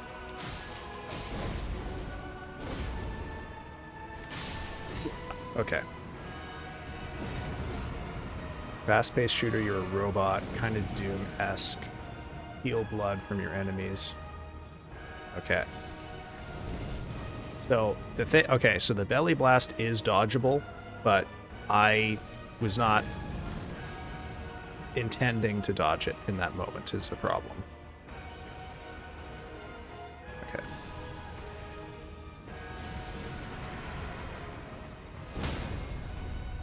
Got the Apostle behind me. This is not good positioning, so we're gonna try to fix that. Oh, come on, don't turtle. Don't turtle. There we go. See, that's that attack that goes right over my head sometimes. Should only really parry that if you've got height on him. Actually, whoa, nope, got no choice now. We're committed to this one. Fast-paced boomer shooter puzzle for the most part. Ultra Kill. Okay. I will have a look at that. I don't think I have it. But I will definitely wish list it.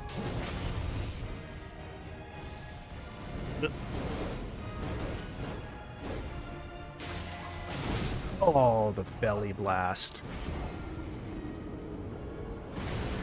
Okay, so basically, if I see him put both of his arms back, if I dodge immediately, it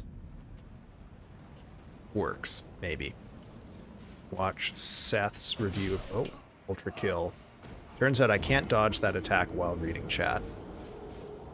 You can watch Seth's review of an Ultra Kill Sad Man. It's a good overview of the game. Okay, okay. I'm down for that.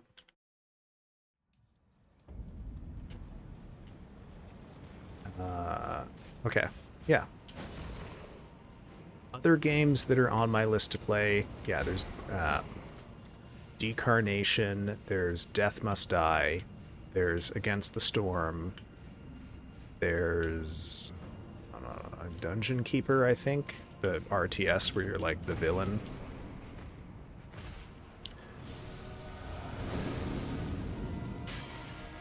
Come on, do a thing. Nope. Nope.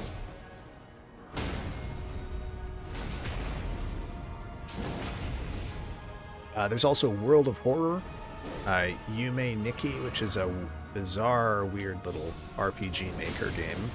I don't know if any of you have heard of it. It was famous on the internet for a few years. Okay, come on. Oh, forgot about the Apostle. Forget about the Apostle. You're gonna die. I have heard of it. Okay, yeah. It hasn't completely become lost on the new generation. October, month of spooky. Can it be mostly horror? Yes, absolutely. Absolutely.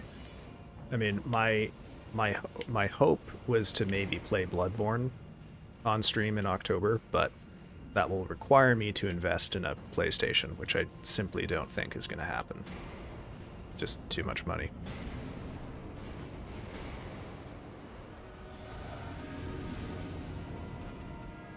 Give me something. Oh, come on. Immediate turtle. Immediate turtle. I can't pursue that because he's got the Apostle right behind him. Okay. Okay, here we go. Do something good. Yeah, he did nothing.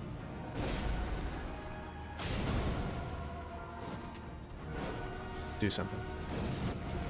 There we go. I am a little bit worried that if I am too close to this door, the other guys are going to attack me through it still.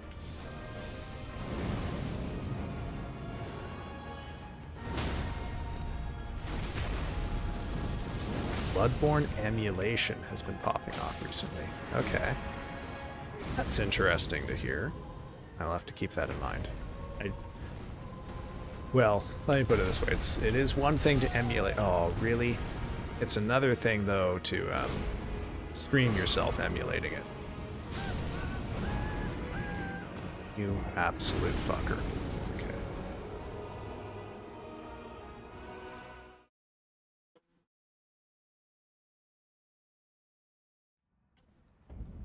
Alright, back into the breach here. Whoop.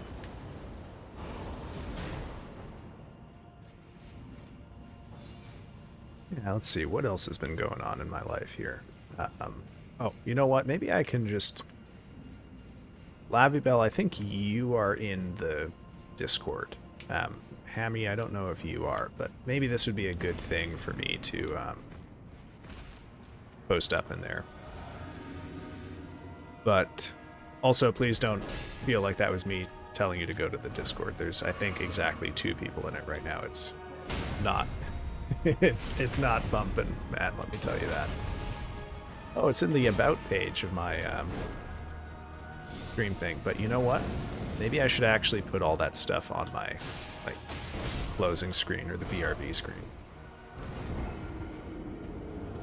Oh, any stream stuff? Yeah. Something for me to look into. I guess it's kind of like people who... Yeah, you're in the Discord. My understanding is that Nintendo will technically, like, they don't like it if you stream modded Nintendo games, but they kind of tolerate, like, the Super Mario Galaxy streaming, which almost all of them play with mods, and, like, the speedrunners play with mods and whatnot, so maybe this is a thing where FromSoft just turns a blind eye.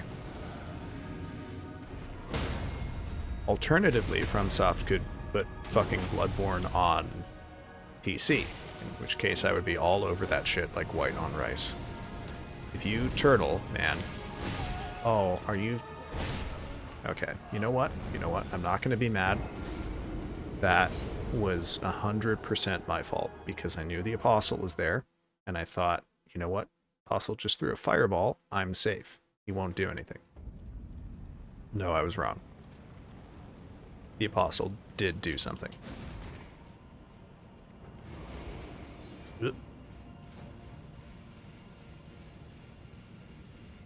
Okay, yeah. Hey, I will try to, sometime within the next couple of days, it won't be tonight, put up a list of games I'm planning to stream in the future on the Discord. Ooh. Okay, good opener.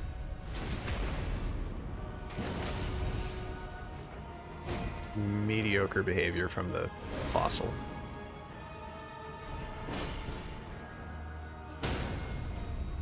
Keep going, even though I am no longer hitless here.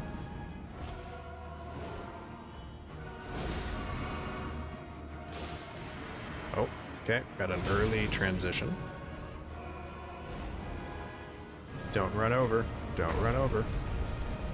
Yeah, okay. So, yeah, I'll try to do that. Other stuff that's going on in my life, I finished putting in a volunteer application to be an English tutor at a school near me that can't see anything because of the rubble. Teaches like underprivileged indigenous people and people who are trying to get like their high school diploma as adults, things like that. And I also have to finish tonight after stream putting in an application to volunteer with my school's student radio, who interestingly put out a call for volunteers. Oh, belly blast.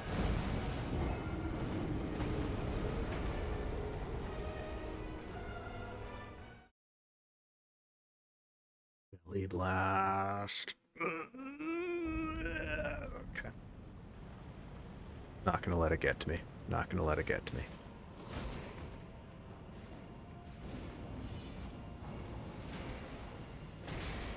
I think that the belly blast would annoy me a lot less if it didn't, at the start, look exactly like a different attack. Then I would just know if he leans back a little bit, immediately dodge.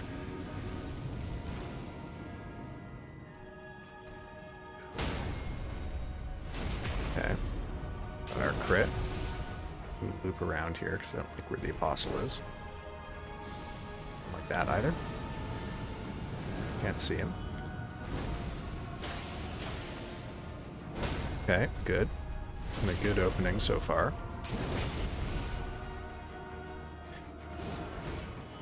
So yeah, I might end up volunteering with my university's student radio.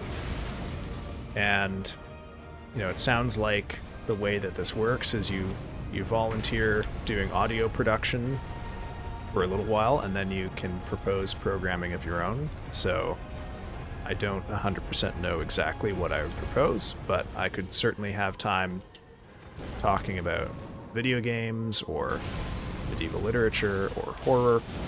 Dodge the belly blast. Oh my god. Oh, got killed by that though.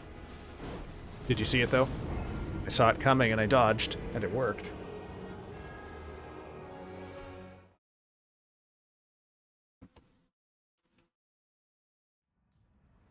It is doable.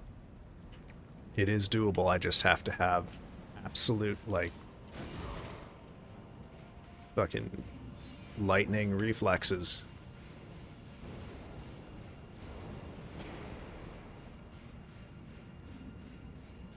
I kind of wish it left a bigger opening, though. That's the first time I have tried to dodge it and dodged it. Every other time has been an accident. Give me a stab. Perfect. Ooh, ooh, blind crit dodge. Okay, we'll let him do that. Oh, okay.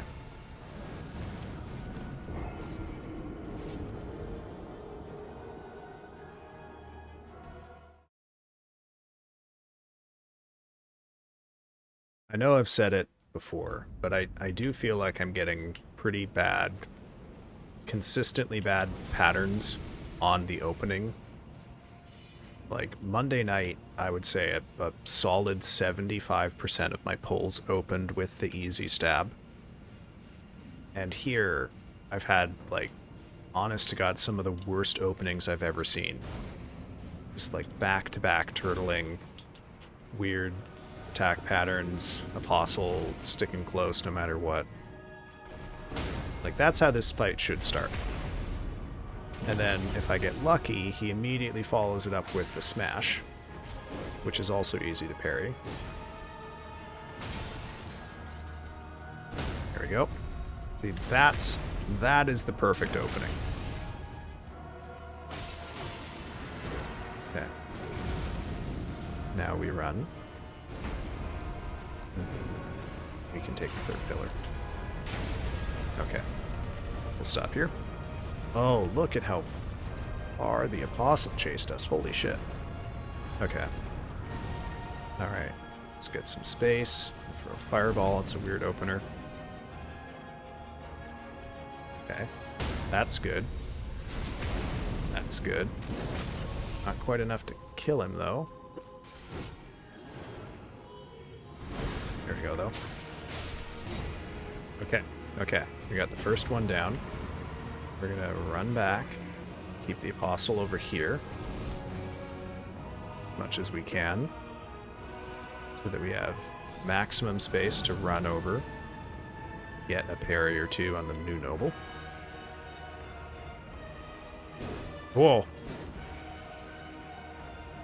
Okay, summoning. Let's go. Give me the good opener. Okay. Oh, are you serious? Fuck. Alright. Never mind. We'll keep going, though. Give me a good... Oh. Okay, that's the attack I almost always whiff when I try to parry. Ugh. Oh, he's gonna charge. And he's in the middle. I'm expecting phase 2. Yep. Let's run back. Oh. Oh. Oh. Oh, no. Well, that's gonna happen sometimes. Still, pretty good run. Very good first noble.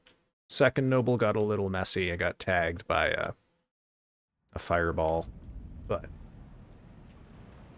second noble killed me with a pillar pierce. Hey man, just you wait till what happens when I get a third noble kill. They're gonna have to resuscitate you.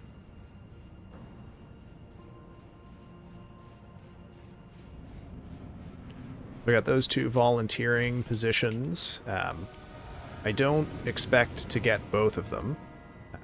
I am honestly a little worried that the tutor people have not got back to me. You know, being a PhD candidate with lots of teaching experience, these are usually not difficult positions to get.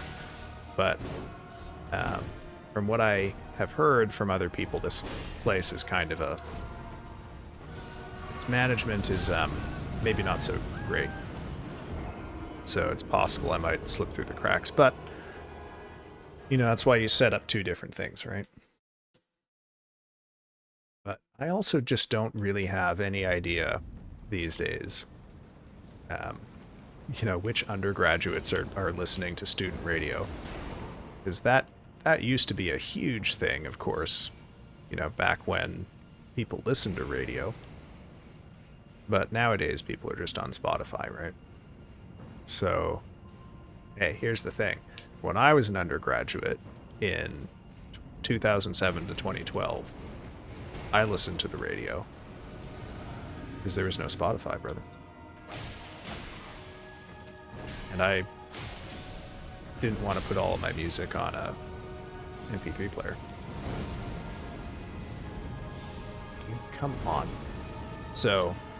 Oh, no. Okay. No.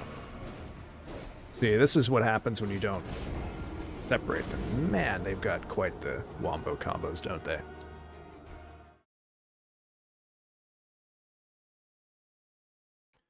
So I gotta... Yeah, they just... Sometimes they have so much rage.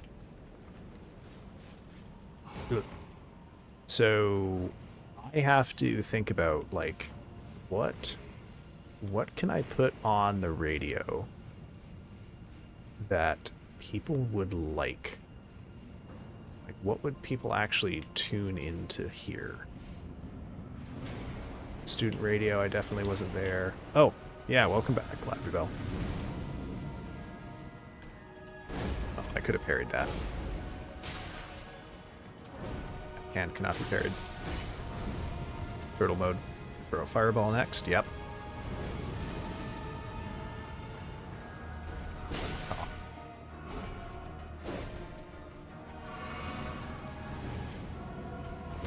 Oh, okay. Hammer's life is in my hands. Yeah, that's the thing. Yeah, let's go with that. I haven't managed to kill them tonight because I'm afraid of what will happen to Hammer if I do. Yeah, that's what I'm gonna go with here. I'm protecting Hammer by dying early. Look.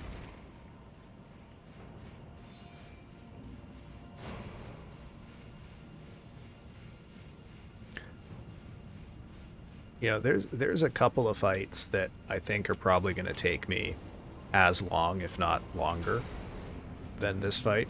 There's one in particular I'm thinking of where, you know, we might have to put poor Hammy on a fucking health watch or something. Whoa. Well, why didn't I parry that? Okay. Yes, that's what we're gonna go with. I'm sparing you. Where's the apostle? Okay.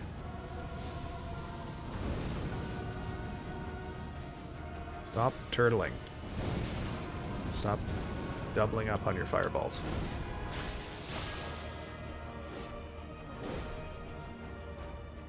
That's a good one.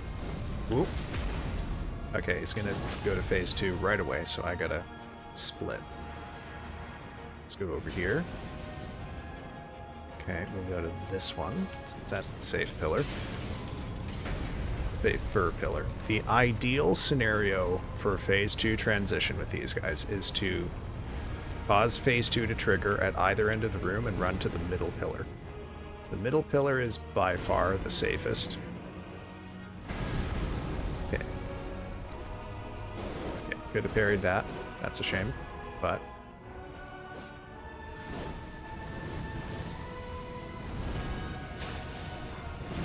Oh, I knew it was coming.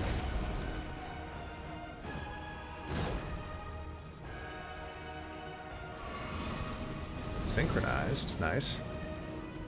Okay. We're in the danger zone for getting a second rolling attack now. So let's get rid of this guy. Okay, you are now at the wrong end of the room. I don't want you over here. So let's go this way. Yeah, that's right.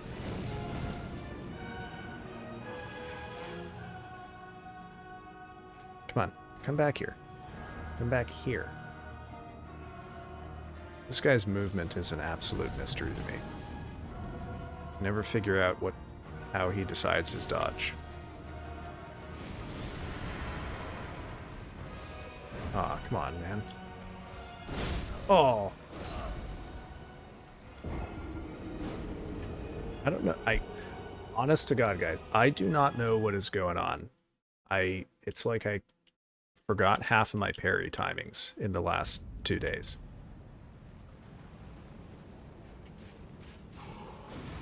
Maybe it's the yapping, maybe I'm talking too much. I do have a tiny little bit of a headache, but I don't think that's really bad enough to make this happen. Okay, here we go. Just developing a serious case of streamer brain here. Oh, see, what is... I've, like, lost the ability to parry those smashes. Oh, okay. That's a shame.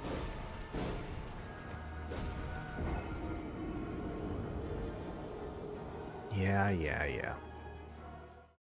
I don't know what's worse, when they just stand there smashing my body to death, or when they just stare at me like I'm too pathetic to be worth desecrating my body.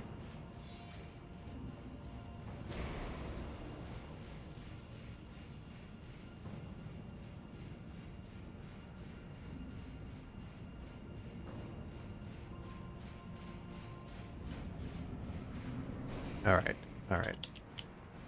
Flask, and here we go. Okay. Good. Good opener so far. Oh.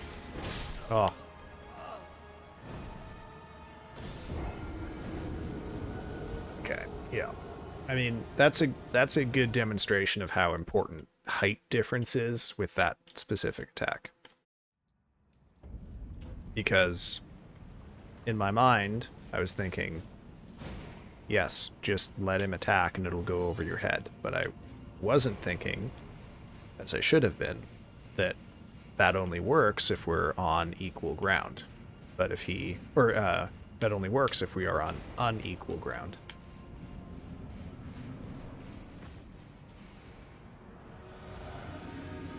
Okay, here we go again.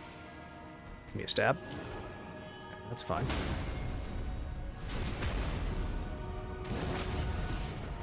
Oh, go away, man. Okay.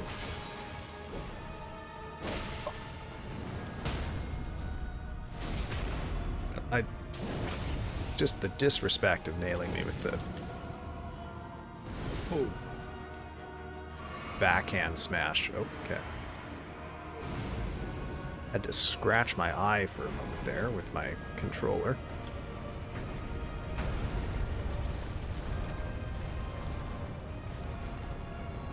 So yeah, I don't know. If I get the student radio thing, Looks like based on current programming, they don't have anyone doing, like, gaming-focused stuff, so I guess I could... Oh. Oh. I saw him do it, and I thought, oh no, I need to dodge, but then I realized, too late, if I need to think, I'm too slow. I really have to achieve, like, Ultra Instinct level reactions where it only works if I don't think about it.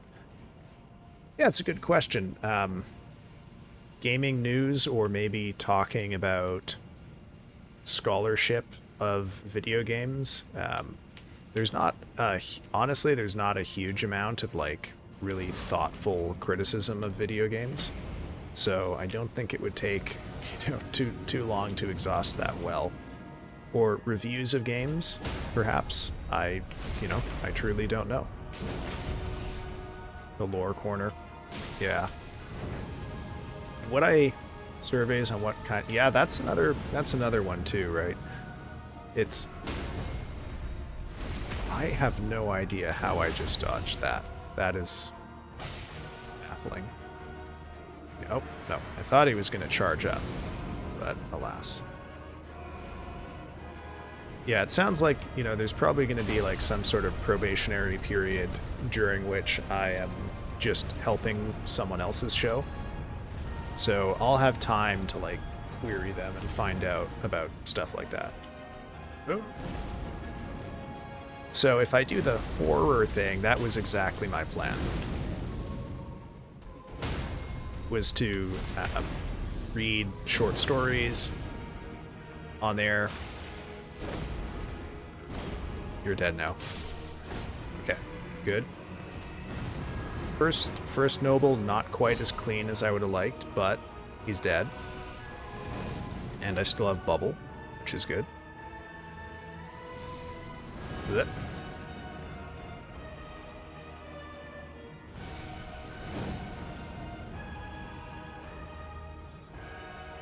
Yeah, that might be the thing, and there's a lot of classic horror short stories that are in the public domain, so I don't have to worry about copyright and stuff like that. Whereas anything else, I definitely... Oh, no! Oh, such a good first phase, and I biffed it. Such a good first noble.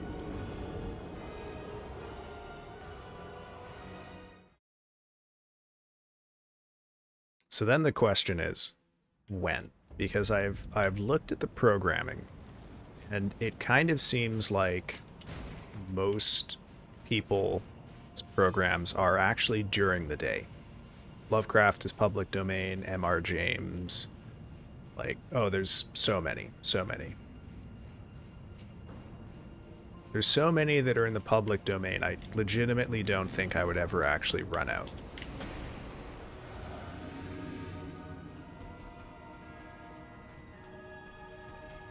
Plus, you know, you get people to submit them, right? That's a good Halloween thing. Oh, I gotta stop trying to parry that first swing. It doesn't really seem to work.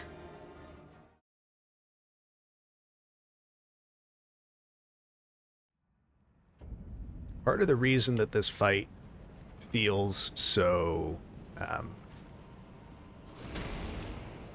don't say RNG, but kind of RNG, is that I don't have the option to play conservatively here. Because if I take too long in phase 2, I risk getting a second rolling attack, and the only reason you can consistently survive one rolling attack is you know exactly when it's coming. So you know that when he transitions into phase 2, you run and hide behind a pillar because he's going to do a rolling attack right away. But if he does one and you're just, like, standing there, you really don't have the ability to dodge it.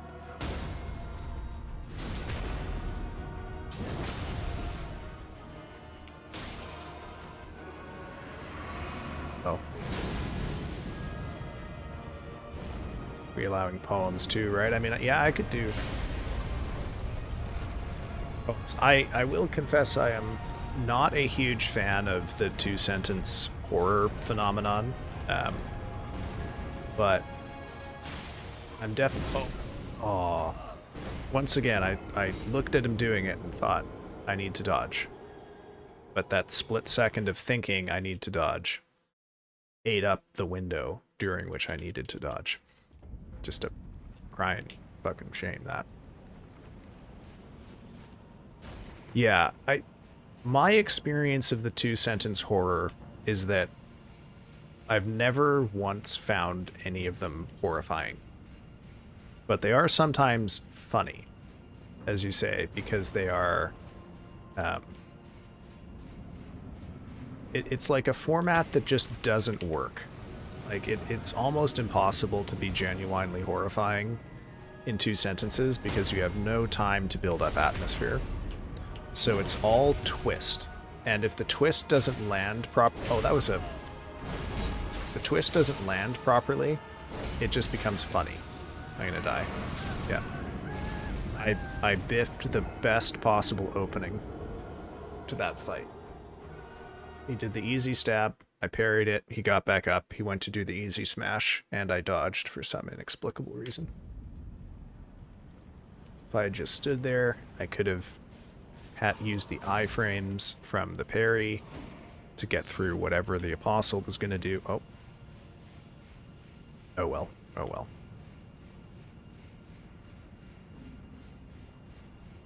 Here's what I might do with the two-sentence horror. I might, you know, if I end up with this radio thing, maybe I will do a single day where we read them.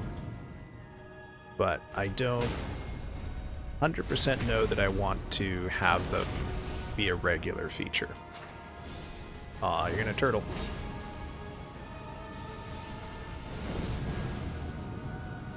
Having badly written AI stories can be cool just to poke fun at it and show how AI can never replace human skill.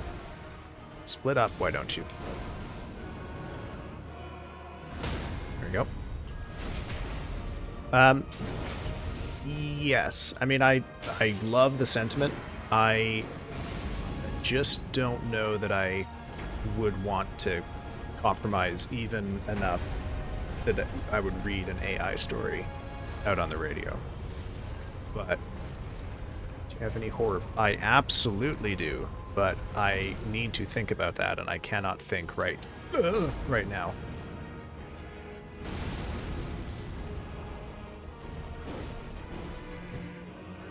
Oh my god. Okay, try that again. Nope, not trying that again. Nope, can't do that now. This apostle has got to stop throwing fireballs at me. Oh my god, go away. Split up. Split up. Go around the other side of the pillar. Okay. Okay, here we go. See, this is what I should be doing, right? Is using the terrain to control the fight. Also, because I watched Bad AI write Harry Potter, and it was so funny. Damn, those blue jeans make a fool of me. Yeah, no worries, man. Okay, so question for you. Now, yeah, this is pod racing. Goosebumps is pretty iconic horror. Yeah, I would not mind reading Goosebumps. I mean, it's horror for kids, but it's a pretty big part of my life. Oh! Holy shit. Didn't expect that to actually work. That was a panic parry. Ooh. Oh, good opener. Okay. Got the apostle behind me, so I gotta watch out. Okay. Transition on time. Run. Please do not pierce the pillar. Okay. Okay. Lads, this might be a good pull. Remember my rule? If I kill the second one, I'm locking in. No, don't turtle. Turtle. Come out of the ring of fire. That's a shame right there. Okay. Oh. Nope. Okay, I lost bubble, but I'm still alive. Give me something I can parry, dude. Not that. Can't parry that. Okay. No, why didn't I get to... Oh, I couldn't confirm my crit for some reason. Okay, sorry. Well, that wasn't too bad. That wasn't too bad.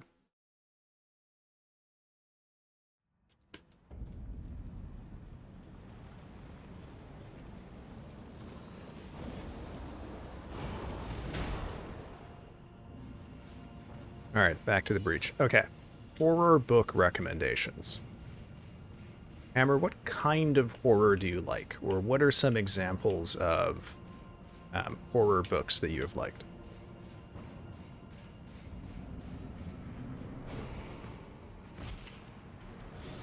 Wow, they're close by already. Give me a stab. Nope, you're gonna turtle right away. Bad opener.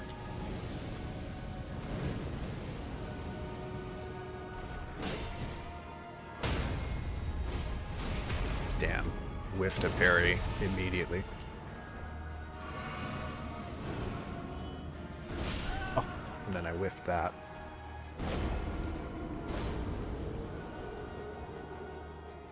And Lavdabelle, feel free to answer too if there's any horror literature that you have enjoyed.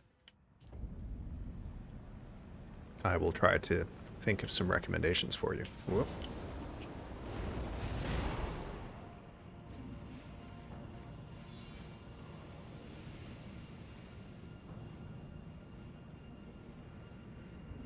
I did actually just the other day finish a horror novel. And by the other day, I mean yesterday. I finished Absolution by Jeff Vandermeer. It's the third novel of the year for me so far. And actually, we're going 3 for 3 on them all being good, so... Had a good start to the year. Oh, don't turtle. I'm out of the ring of fire. I'm out of the ring of fire. Stop throwing fireballs. Stop throwing fireballs. There we go. Stop throwing fireballs. Okay.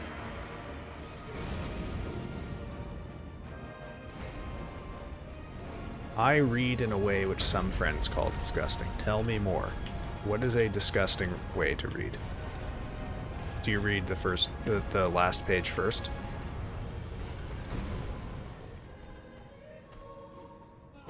Oh, what happened there? Oh, Jesus. Okay.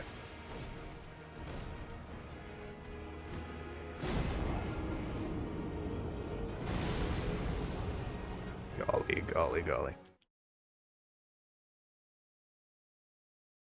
3 books at the same time, cycle between... I mean, I definitely do similar things. I have multiple reading projects going at the same time. I don't know if I have it quite as regularized as you do, where I go chapter by chapter. But yeah, I definitely flip between a few different books.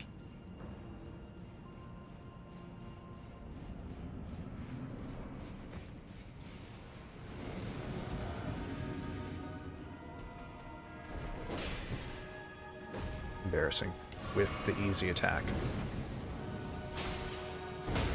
Okay, there we go.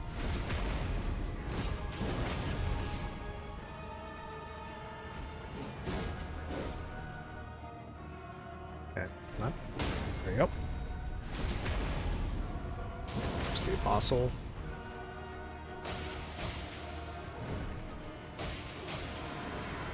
Okay, so if nothing else, that guarantees I can kill him in one parry. Come on, come on. Unroly pulley, give it a rest. We've got to dance. Okay, good. Okay, here we go. Alright. We're gonna go to second noble. Don't have bubble, which is a shame. But nevertheless, I can get a lot out of this pull. Just have to practice my timings. You know, that's the nice thing about this fight, is you're basically only fighting one boss, and you fight that boss 3 times. Yeah, so roly-poly is the rolling attack. Okay. Summoning, and you're far away when you do it. That's good news for me. Oh. I was reading chat. I was reading chat when I should have been focused on the thing. Oh, yeah. Pill bugs. Wood lice. Wood bugs. Apparently those creatures are... It carries so many different names that you can sort of tell where someone grew up based on how they refer to them.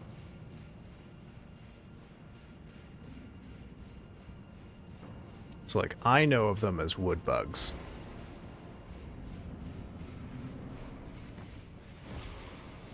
Oh. Okay.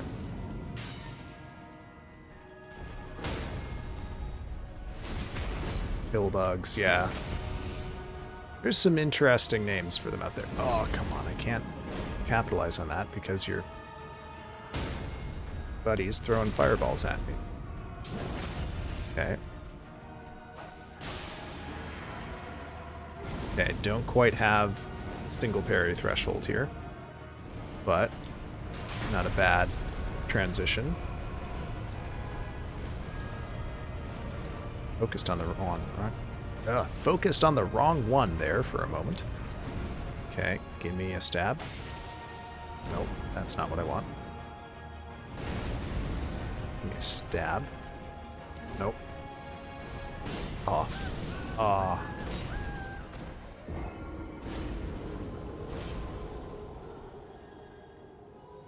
Well, keep going. Yeah, what else is going on in my life? Yeah, I read, so last week I so, you know, oh god, how much of my history do I want to get into here? I decided in November of last year that I wanted to try streaming. And I didn't want to try streaming with the idea that I would, like, make a living out of it. But oh. Sorry, I'll read that in a second, Lavi. I want to get out of a bad habit of reading long chat messages while I'm trying to lock in on this fight.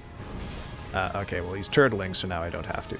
I haven't read for a long time, but maybe No Longer Human for... Oh, that's the Osamu Tezuka book, or did you read the Junji Ito graphic novel? I mean, I think that's a, you know, classic sort of literary horror one.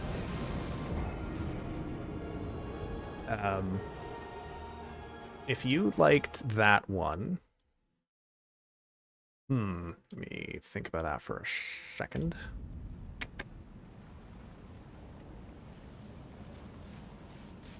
Whoop. Okay, you might enjoy the first book that I read this year, okay, which is a book called Deliver Me by the author L. Nash. I'll put that in chat the next time I get killed here. Whoop. Oh, okay, these aren't books you've read. Oh, don't turtle. Come on. Oh, yeah. Oh, yeah. His life sucked. Come on. There we are.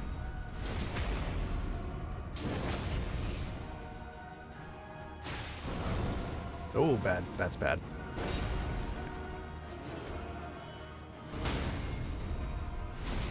Double parry charge. Can't focus on ebooks. Yeah, I hear you.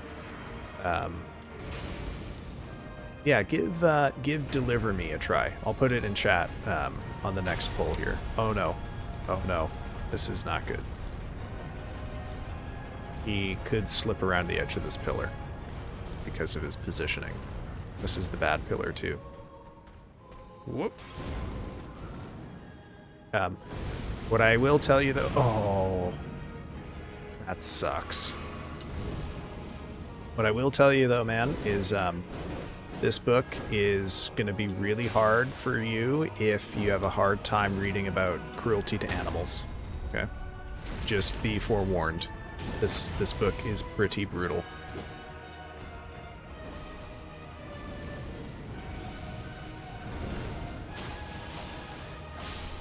Okay. One noble down. Where's the apostle? Where is... Oh, there he is. Okay.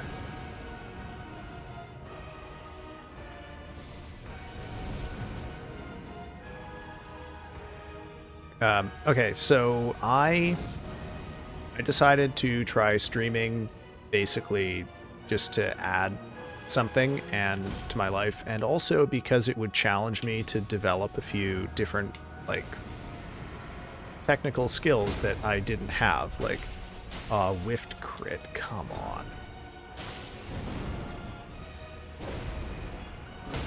on. Like learning how to, I don't know, basically like use social media for promotion, learning how to do some basic video editing stuff.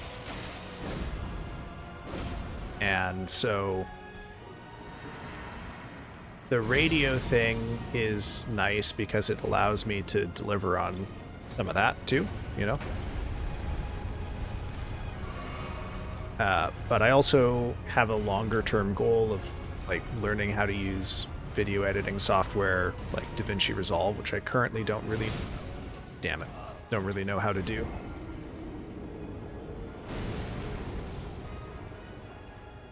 So, you know, if I develop a stream following, that's great, and I'm, you know, I have to admit, you know, with my goal of getting to like affiliate by the end of April, I kind of didn't expect that I would have even semi-regular chatters early, you know, so it's been quite an experience for me to have people who are actually showing up to stream and wanting to talk. So that's, you know, that's made me have to reevaluate what I expect to get out of it. But my hope is too, even if I get the radio thing, that, oh shit, I can make some of those skills transfer to this, but I don't know 100% how. But all of this had to do with last Saturday. So as part of improving my audio quality, for example, I had to learn about things like noise suppression and noise gates, which I didn't know anything about.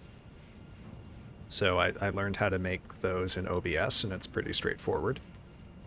But I am currently auditing a course, which means I'm taking the course without credit.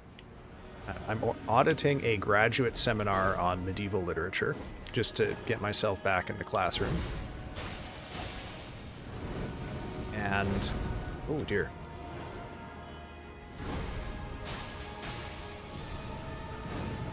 I can hear, did you just throw a fireball into the back of that pillar? That's weird.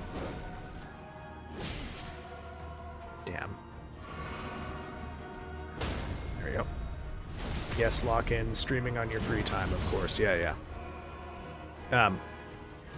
So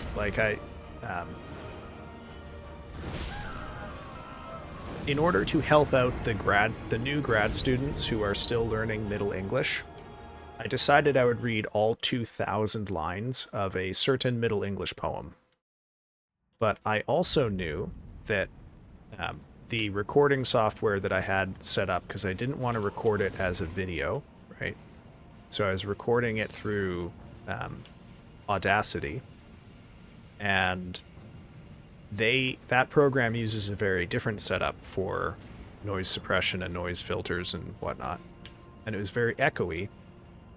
So I had to make use of another thing I had learned about as part of learning about audio quality, which is making blanket forts, because my room is a concrete box which produces pretty echoey, crap quality audio.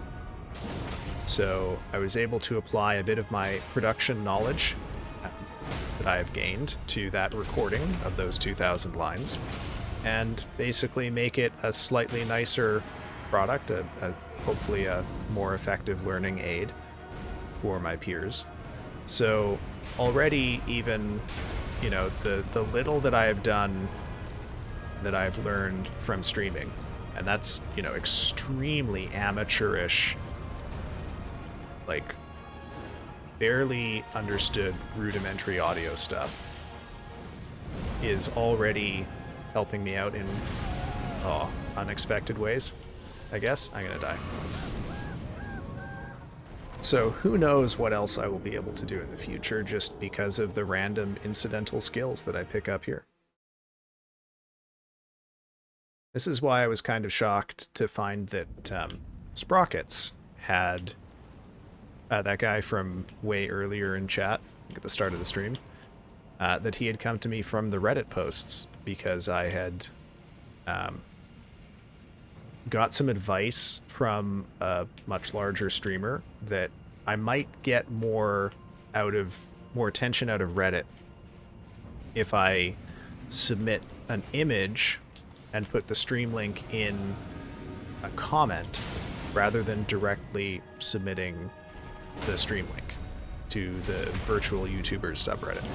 And I thought, you know, to myself, that seems absurd. Surely people would just click on the stream link, right? But no, in fact, it turns out that to actually convert people from someone who sees your Reddit post to someone who goes to your stream, you want to get, like, basically high engagement viewers, and the way to do that is to require them to open the comments.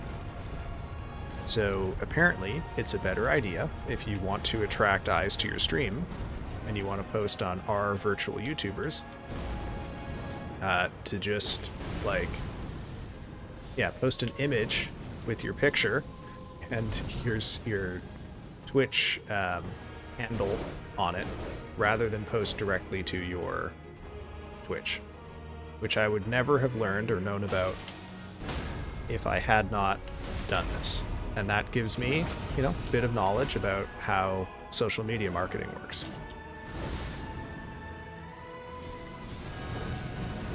Oh, God. Oh, yeah, but Lavi, you came because of a very different kind of thing. Like, I'd posed a question to that subreddit, and you gave an extremely detailed answer that I have, you know, like, synthesized and summarized, and I keep it in my streaming notebook beside my computer.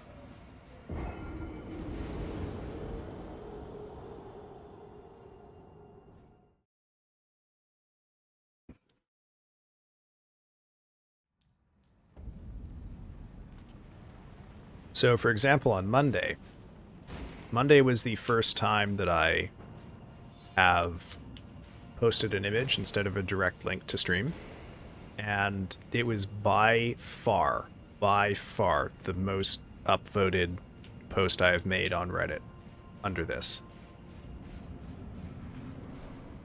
Both the post itself and the comment.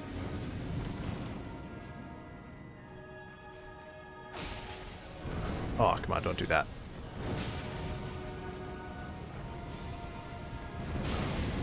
Really? Yeah, okay.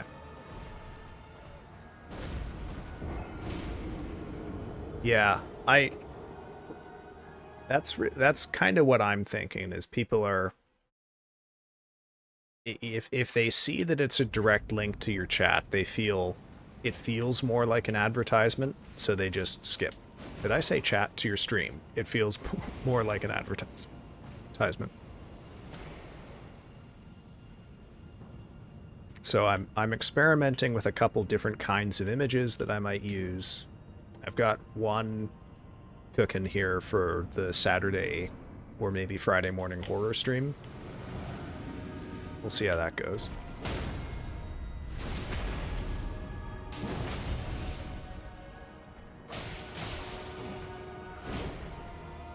Come on, separate. Oh, don't do that. Stab me. There we go.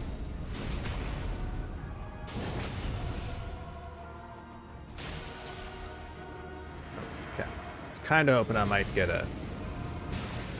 You son of a gun.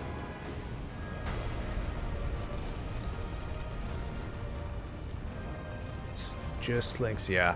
The other thing is I'm a part of a few streamer communities, and some of these streamers have, like, permitted self-promo in their Discords, but I really hate using it, because, like, I like these people. I'm there because I enjoy watching them as a viewer, and I don't know, it just feels like I'm corrupting that relationship if I then turn around and start talking about my streaming in it.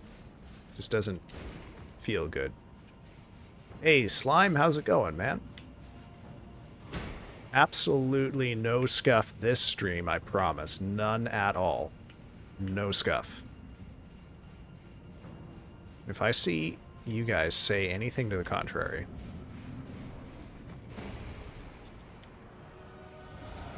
Yeah, exactly. Yeah, none. The only scuffed thing here is the gameplay. I definitely did not have the first, like... Oh, Jesus Christ. First, like, 10 minutes of stream be on the starting screen instead of the gameplay. Oh, God. Talk about scuffed gameplay. What the fuck was that?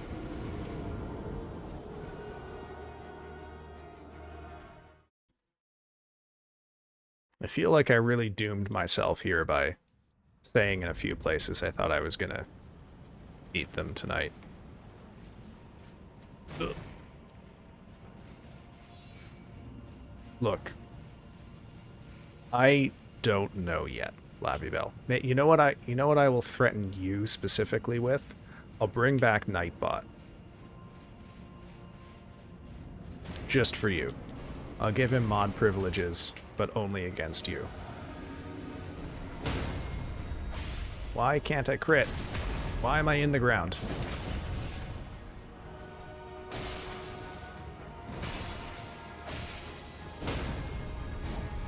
Okay, okay. Not too bad. Fireball. Oh, I could have got a... Oh. I came very close to a no phase 2 kill on that one. Can't wait to be threat. Well, yeah, I'll have to figure out where you're weak. Oh, come on.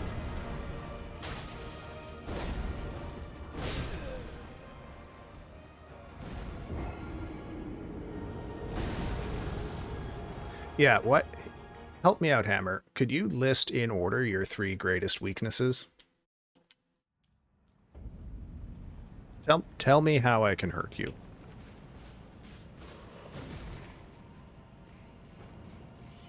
Yeah, sure. Hey, that's the spirit, man. We're all about pain here. Yeah. Hey, you, Rio, get in on it too. What are your 3 greatest weaknesses? I will use this information responsibly, okay? It's just to get to know you better.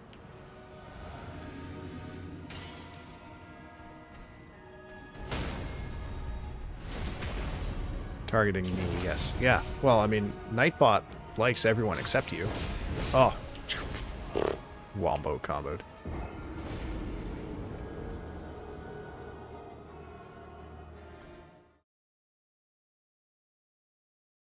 Not him asking. What? What? How else are you going to learn someone's greatest weaknesses if you don't ask them? It's not like I'm forcing anyone to tell. I'm being polite about it. They can say no. They shouldn't. I'm a safe vessel for that knowledge. You can't think of weaknesses. Okay.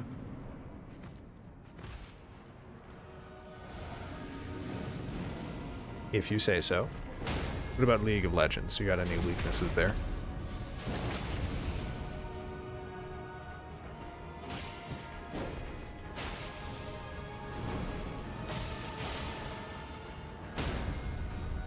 Oh, see, this is a very good positioning pull because the Apostle got stuck behind a pillar. Oh, if I biffed that, that could have been a no phase 2 kill of the Noble.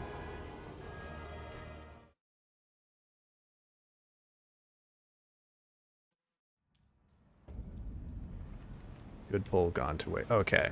Okay. Are you gonna start roasting me now?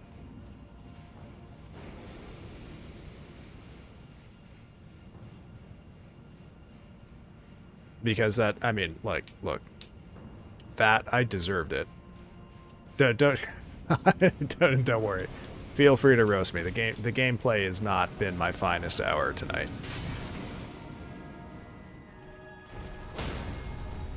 Oh god, well, there we go. Okay, so maybe the thing is here is if I get one of those scuffed. Oh, wow. Scuffed crits. The thing to do is to take a step up on the stairs. Okay. Oh. Yep.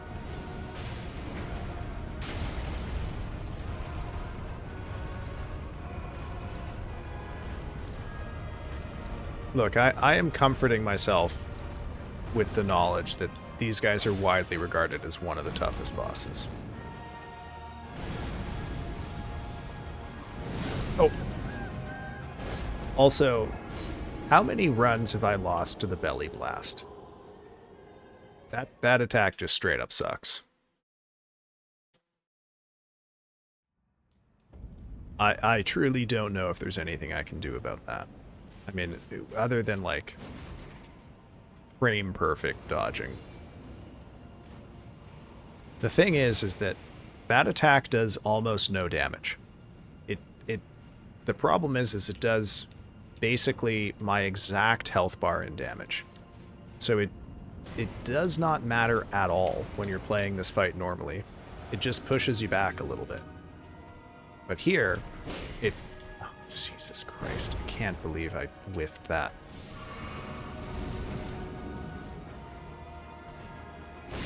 Oh. Ugh.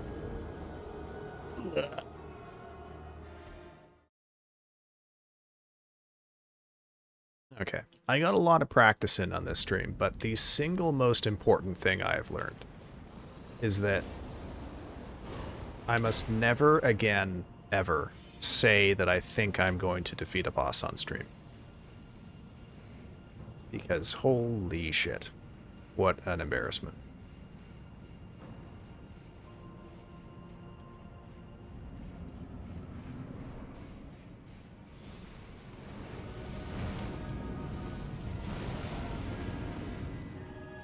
Okay. Give me a... Whoa, okay. That got weird. Come around the pillar. Come around the pillar. Okay. Whiffed. Whiffed, whiffed, whiffed. Why? And then he turtles. Okay, you know what? Putting me out of my misery on that one. It is coming up on 10 o'clock here, so I'm going to put in maybe another 4 or 5 pulls on these guys, and then I will call it. Because I will be not streaming at my normal time on Friday, I may do a little bit of dedicated off-stream practice, if only because verifiably tonight my parries are just a lot worse. Honestly, my positioning of these bosses tonight is better, but I'm whiffing so many parries, and I don't understand why. It's like I've lost something crucial in my brain here. So I may spend some time focusing on that. Jesus. No, see, the thing is, Hammer, is that if I lock in and then I fuck it up, then I am humiliated forever. Better to just always have my one eye on chat and one eye here so that I have an excuse, right? Then it's never truly my fault because I was distracted.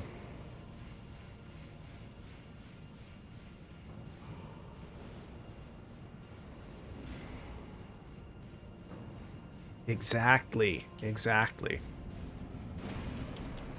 And if I do something incredible, it's even more impressive because I was focused on chat when I did it.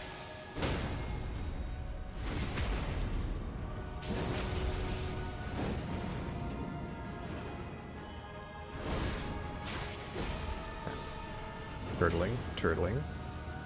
Don't turtle. Okay, double fireball, dodge, dodge. Gotta separate these two. And then he ran for a second, and then fireball. What is with the fireballs? Come on. Separate, separate, separate. Good. No, that wasn't a good pattern anyway. Oh. Oh, okay.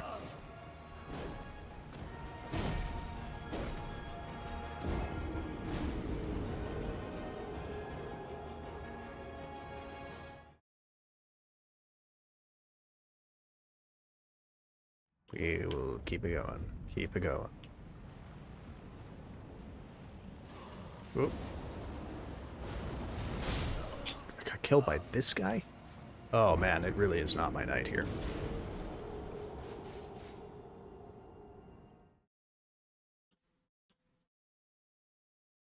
Hey, you know what is way better tonight than Monday? Is the number of times I got killed through the fog door. That has only happened, I think, twice tonight. So that's a pretty big deal for me, specifically. Because that annoys me in a way that nothing else really does. Whoop, whoop. Okay, okay. Give me a good opener. Nope. Nope. Oh, Jesus.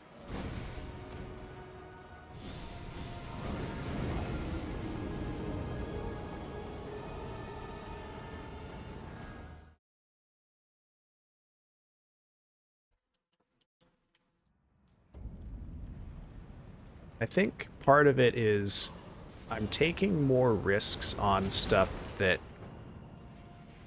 I probably just shouldn't be. Like that sweeping attack combo. I kind of have the timing down, but with that one it's not just timing, it's timing and height position. So I really should be thinking that I should not try to parry it unless I'm standing on something that's above him. Like I can parry in this position. Oh. Oh. Oh. Let's pretend I didn't say I can parry in this position and then immediately whiff the parry. It would be embarrassing if that were, say, streamed out live and recorded forever. I don't know. I think you kind of have to be immune to being embarrassed to do this because, holy shit. I'll be remembering that. Well, thank you for forgetting the other thing I told you to forget tonight. But do also please remember to forward me a list of all of your greatest weaknesses and insecurities.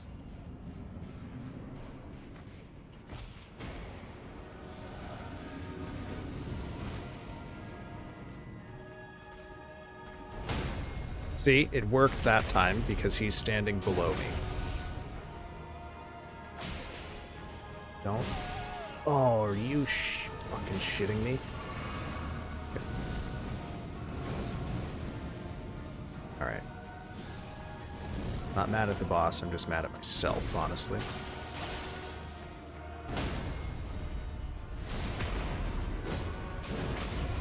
Very good. Okay. Very good. I do one more pull after this one. Oh no! Oh!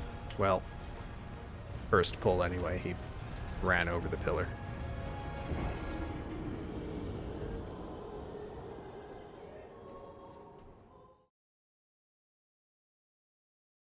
Oh, you're going to withhold from me, Lavy Bell, are you?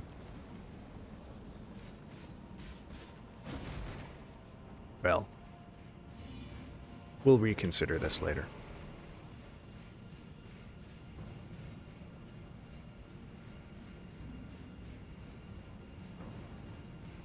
Okay, last pull of the evening. I don't care if I don't win, I just don't want it to be stupid.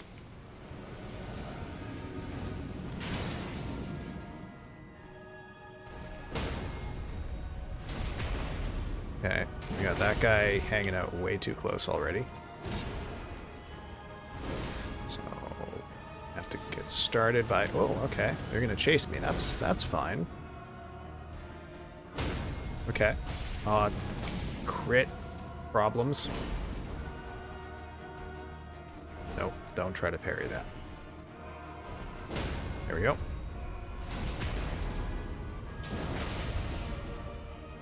Nope. Okay.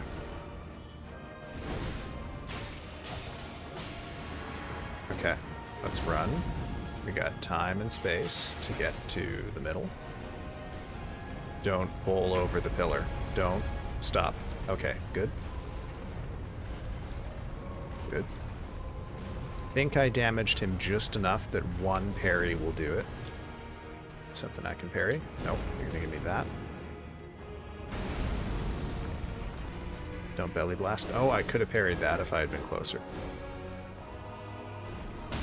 Okay. Okay.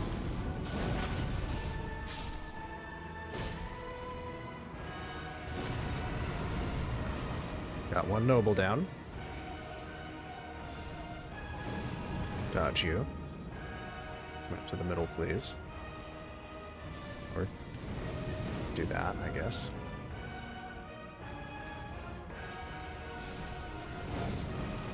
Okay. Now you should be summoning on the next one. Oh, okay. Summon the other one, please. Okay.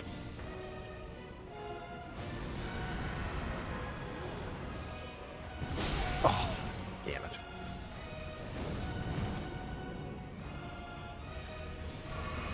Get. Nope. Okay. Okay. Nope. Fossil is in the way. You a couple times. Back off. Separate. Fireball. Separate, please. There we go. Oh, okay. Well, wasn't terrible, but it wasn't great either. So I think that'll be the last pull of the night, folks. If you have not done so already, please have a look at my friend Haku's new song. I think I still have it on copy paste. I do. Please give it a listen at your leisure if you haven't done so already. I will take us to the stream ending screen here. I have some credits to read out first, and then I'm going to see if there's anyone on we can raid. So, my model is courtesy of Sag Bast. You can find a link to his Instagram in the About section of my channel, but I did meet him through Fiverr. Overlays, panels, and alert graphics are courtesy of eTerrestrial on Etsy. The startup, BRB, and ending screens, like the one you see here, are courtesy of Bizarre Beasties, also on Etsy. The stream opening music, which we heard for way too long today, is Heavy Heart by Kevin MacLeod. The chatting and BRB background music is an original composition by Haku Ataki. And the ending music, which you are hearing right now, is Eternal Sleep by Darren Curtis. Thank you all for joining me tonight. Thank you for attending this stream. I hope you all had a good time. And I will see you on either Friday morning or Saturday afternoon sometime. I have been happy to be your host this evening. I am Furtive Furrow, signing off as soon as I find someone to raid out to. So let's have a look here. Who is on? Rhina is on. I raided Rhina last time though. Space Gators is on. Let me just double check one other thing here.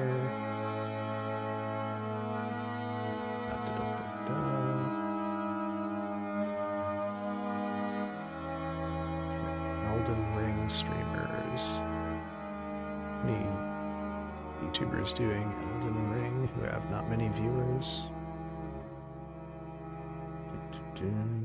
That I can see. Okay, well let's raid out to Space Gators because I haven't raided her in a while. Okay. Thank you for joining me again, folks. And I will see you again later this week. Have a good evening, everybody.